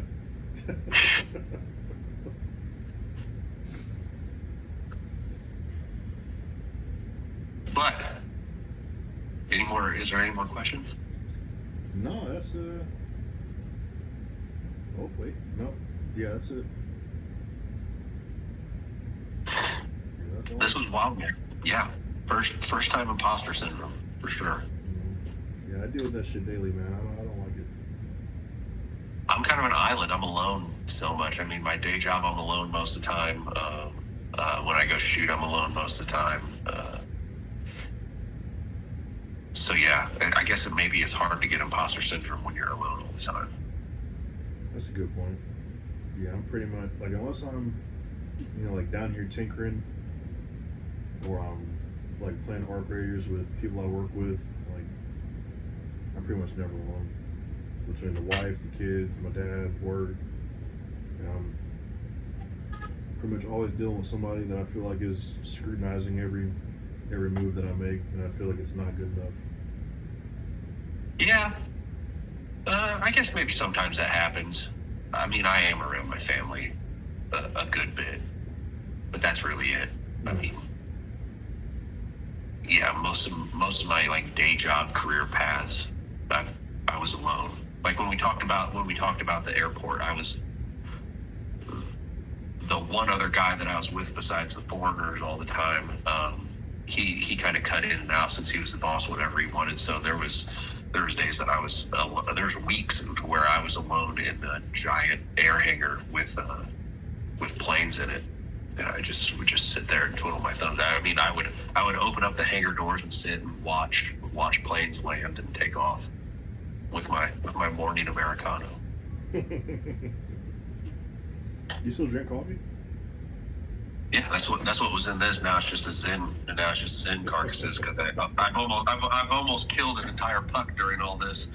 But yeah, it has been holy fuck, 3 hours and 7 minutes. Are you serious? 3 hours and 7 minutes. You're gonna have to chop this up. Get rid of. Nope. You're gonna have to get rid of your phone calls and my Amber Alert. Oh yeah, true. This was 3 hours. Bro, yeah. I've watched Joe Rogan episodes where I'm like, how do they do that? And I guess they do that. It's super easy. It just happened. Yeah. Well, good thing I charged my phone. I'm just now about ready to hit 15%. Yeah, my shit's at 26. But it's also it's screen recording and doing the call. I've had the same phone for probably 4 years. That's a fun fact. Every one of my photos, I've never owned a professional camera. Everything. Yeah, this phone right here, this one. The phone. So the phone that is here, so the phone that I'm screen recording on, that was the first phone that I got. That was like the next new model. This phone right here, I had for, I think, 3 or 4 years. I had this phone. And I just upgraded from this phone because something happened with the battery. I got like water in the charging port, and if it's not on the charger, it'll die. So it's charging right now. But yeah, other than that, I had like no need to upgrade, and I didn't want to upgrade. Yeah, that's one question I get a lot. What camera I use for my photos? My cell phone. Yeah. I've never had a professional camera. Yeah, you use an iPhone, right? No, Samsung 22. Samsung 22. Yeah, well, I'm way behind. Yeah, 22. That's what every photo. Hell yeah. Well, some of those Samsung, my wife used to have a Samsung. they have better editing software than iPhones do. I use the editing software I use is a free app called Snapseed, and it does 90% of what Lightroom can do. Totally free. I'm gonna look That's at for it. everybody. The game is told, not sold. Get a Samsung and get or an iPhone. It probably doesn't matter. And download the app Snapseed. Bang, easy peasy. You don't need to buy some influencer's editing pack for $2. That's just a joke. Buy my filters, like what? Dude, if you whatever, I'm not even gonna say anything. I'm not even gonna get into it. Some stuff, you know, I'll respect the hustle, but some stuff, I'm like, anyone that buys that, I'm like, you're a legit fanboy, like a thoroughbred follower. Yeah, like some stuff, you know, somebody sells it, it's like, oh, that's actually cool. But some stuff that people sell, nah. Yeah, I can't do it. Yeah, and the funny part is we don't even have to say names because I'm pretty sure we're thinking about the same people. After this, never mind. Shut the fuck up. Oh, dude. Yeah, That's some people. Golly. But I respect the hustle. But yeah, maybe I need to do it. I don't know. Maybe I need to do it. People buy your shit. Hell yeah. I already told them myself it's a free app. You can download it. It's totally free. They even have a section that says photo grade, and you can add all the little imperfections. It's super easy. No, for real though, we've been talking about this for a while. You do need to do those calendars, man. Oh, dude, I know. Woomer. Chris is the one that planted that idea in my head, and I was super gung ho about it. But then I was gonna do it around the Thanksgiving, in between Thanksgiving and Christmas for this year. But what ended up happening with my family ended up happening that you know about. Yeah. And it kind of backseated like a ton of plans that I had. I kind of already had a layout decided, and I was gonna go through with it right after Thanksgiving. But then all that junk happened, and everything kind of took a backseat around that time. Understand. I was gonna do some prints also. I was gonna get some like canvas prints made. I kind of felt weird about that because I feel like that's like super oversaturated. Like I see like those weird twinks, like the dirty kids or whatever. You know what I'm talking about? I see those weirdos. They sell theirs for it's like $200 for a print, and I'm like, dude, what the heck? Yeah, just download the image off Instagram and just make your own print if you want it back for $50. I don't get some of these people, man. Like $200 for somebody else's print, for somebody else's gun. Yeah, you can. Yeah, I mean, I guess if you're a cloner dork and you're super big into having a picture of some gun that probably sucks on your wall, then by all means do it. Like, cool. But no, that's not for me. I'm not spending $200 on some crock of shit. Maybe we can do a second one, and we can just we can ask people for us to just talk shit on people. I'm totally fine with it. I'm totally fine with it. I mean, as long as it doesn't burn any bridge with 1,000 ships. There's some stuff I don't want to say, but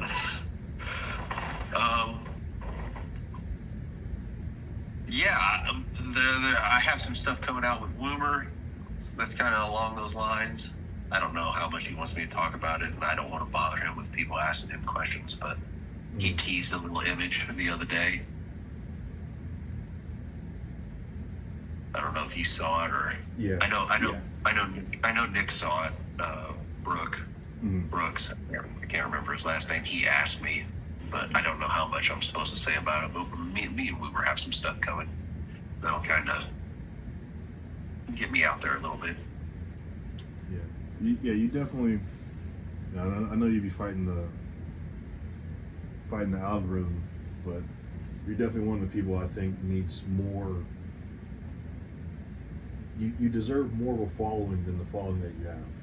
You know, going back to the whole premise of this whole series thing is it's like, again, buy this product, dude doesn't know shit, and you got people like you that's like, here's all this fucking information, and they're like, no. Yeah, yeah, or they're getting the information from the source, and they think maybe that they don't think about maybe the source might be biased because it's their stuff. Yeah. It's like, no, I've spent thousands and thousands of dollars on ammo and just stuff, and yeah, I've shot the piss out of it. I mean, like, it's just like people buying barrels. Like, maybe find somebody that shot a barrel enough that's burnt it out. Yeah. I can't think of very many people that have burnt out a barrel, if I'm being honest. Yeah. Most people haven't. I've only shot out one barrel. Yeah, I tried my ass off to shoot out a Hodge barrel, but I can't shoot out a Hodge barrel. Dude, that's like, 16 inch.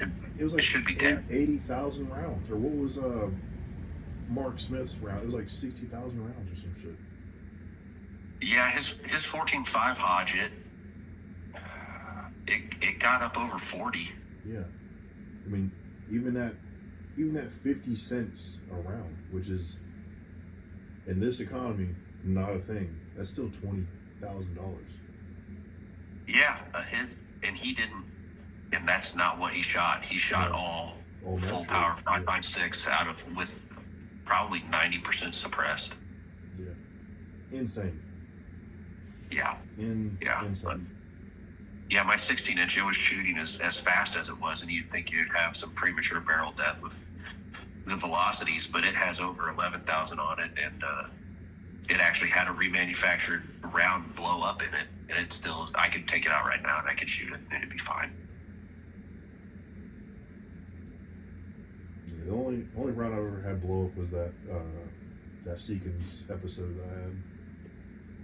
Yeah, I remember that. I was so sad for you. I wish I could have recorded it, like, because I shoot suppressed, so I never wear ear pro, I never wear eyes, and something told me that day, put eyes on, put ears on, and it was like, so I had shot, I think it was like the 50 grain Hornady, like the super match or some shit, like the really fast ones.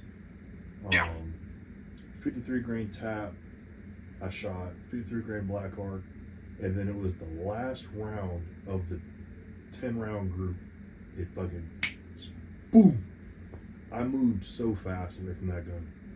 I backpedaled probably as fast as some people can, like, bear crawl forwards. I got away from that gun so quick, couldn't hear nothing, still couldn't see nothing.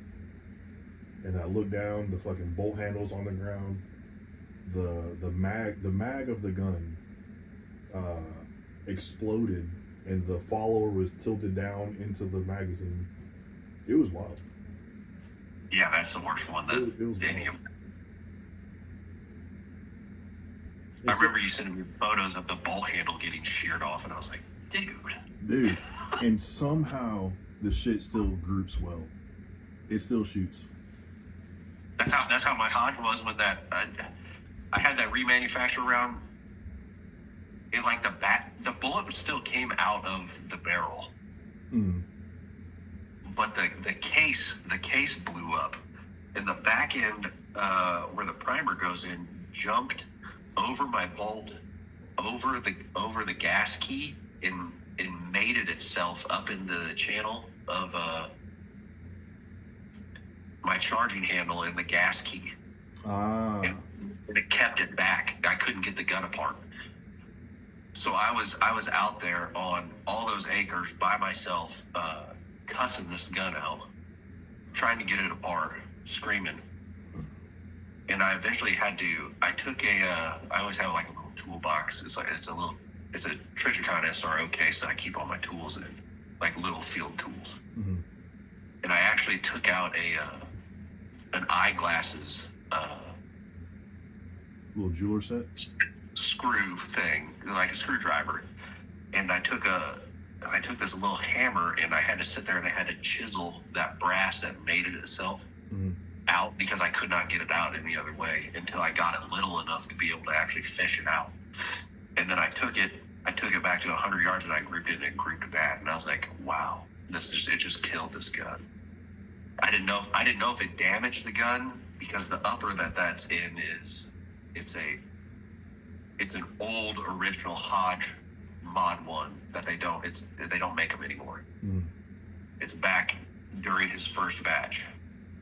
And I was like, man, if it ruined this, it could have potentially ruined this barrel. That's a freak barrel, and I don't know if it damaged the actual gun itself, but it's kind of irreplaceable at this point. You can't find it.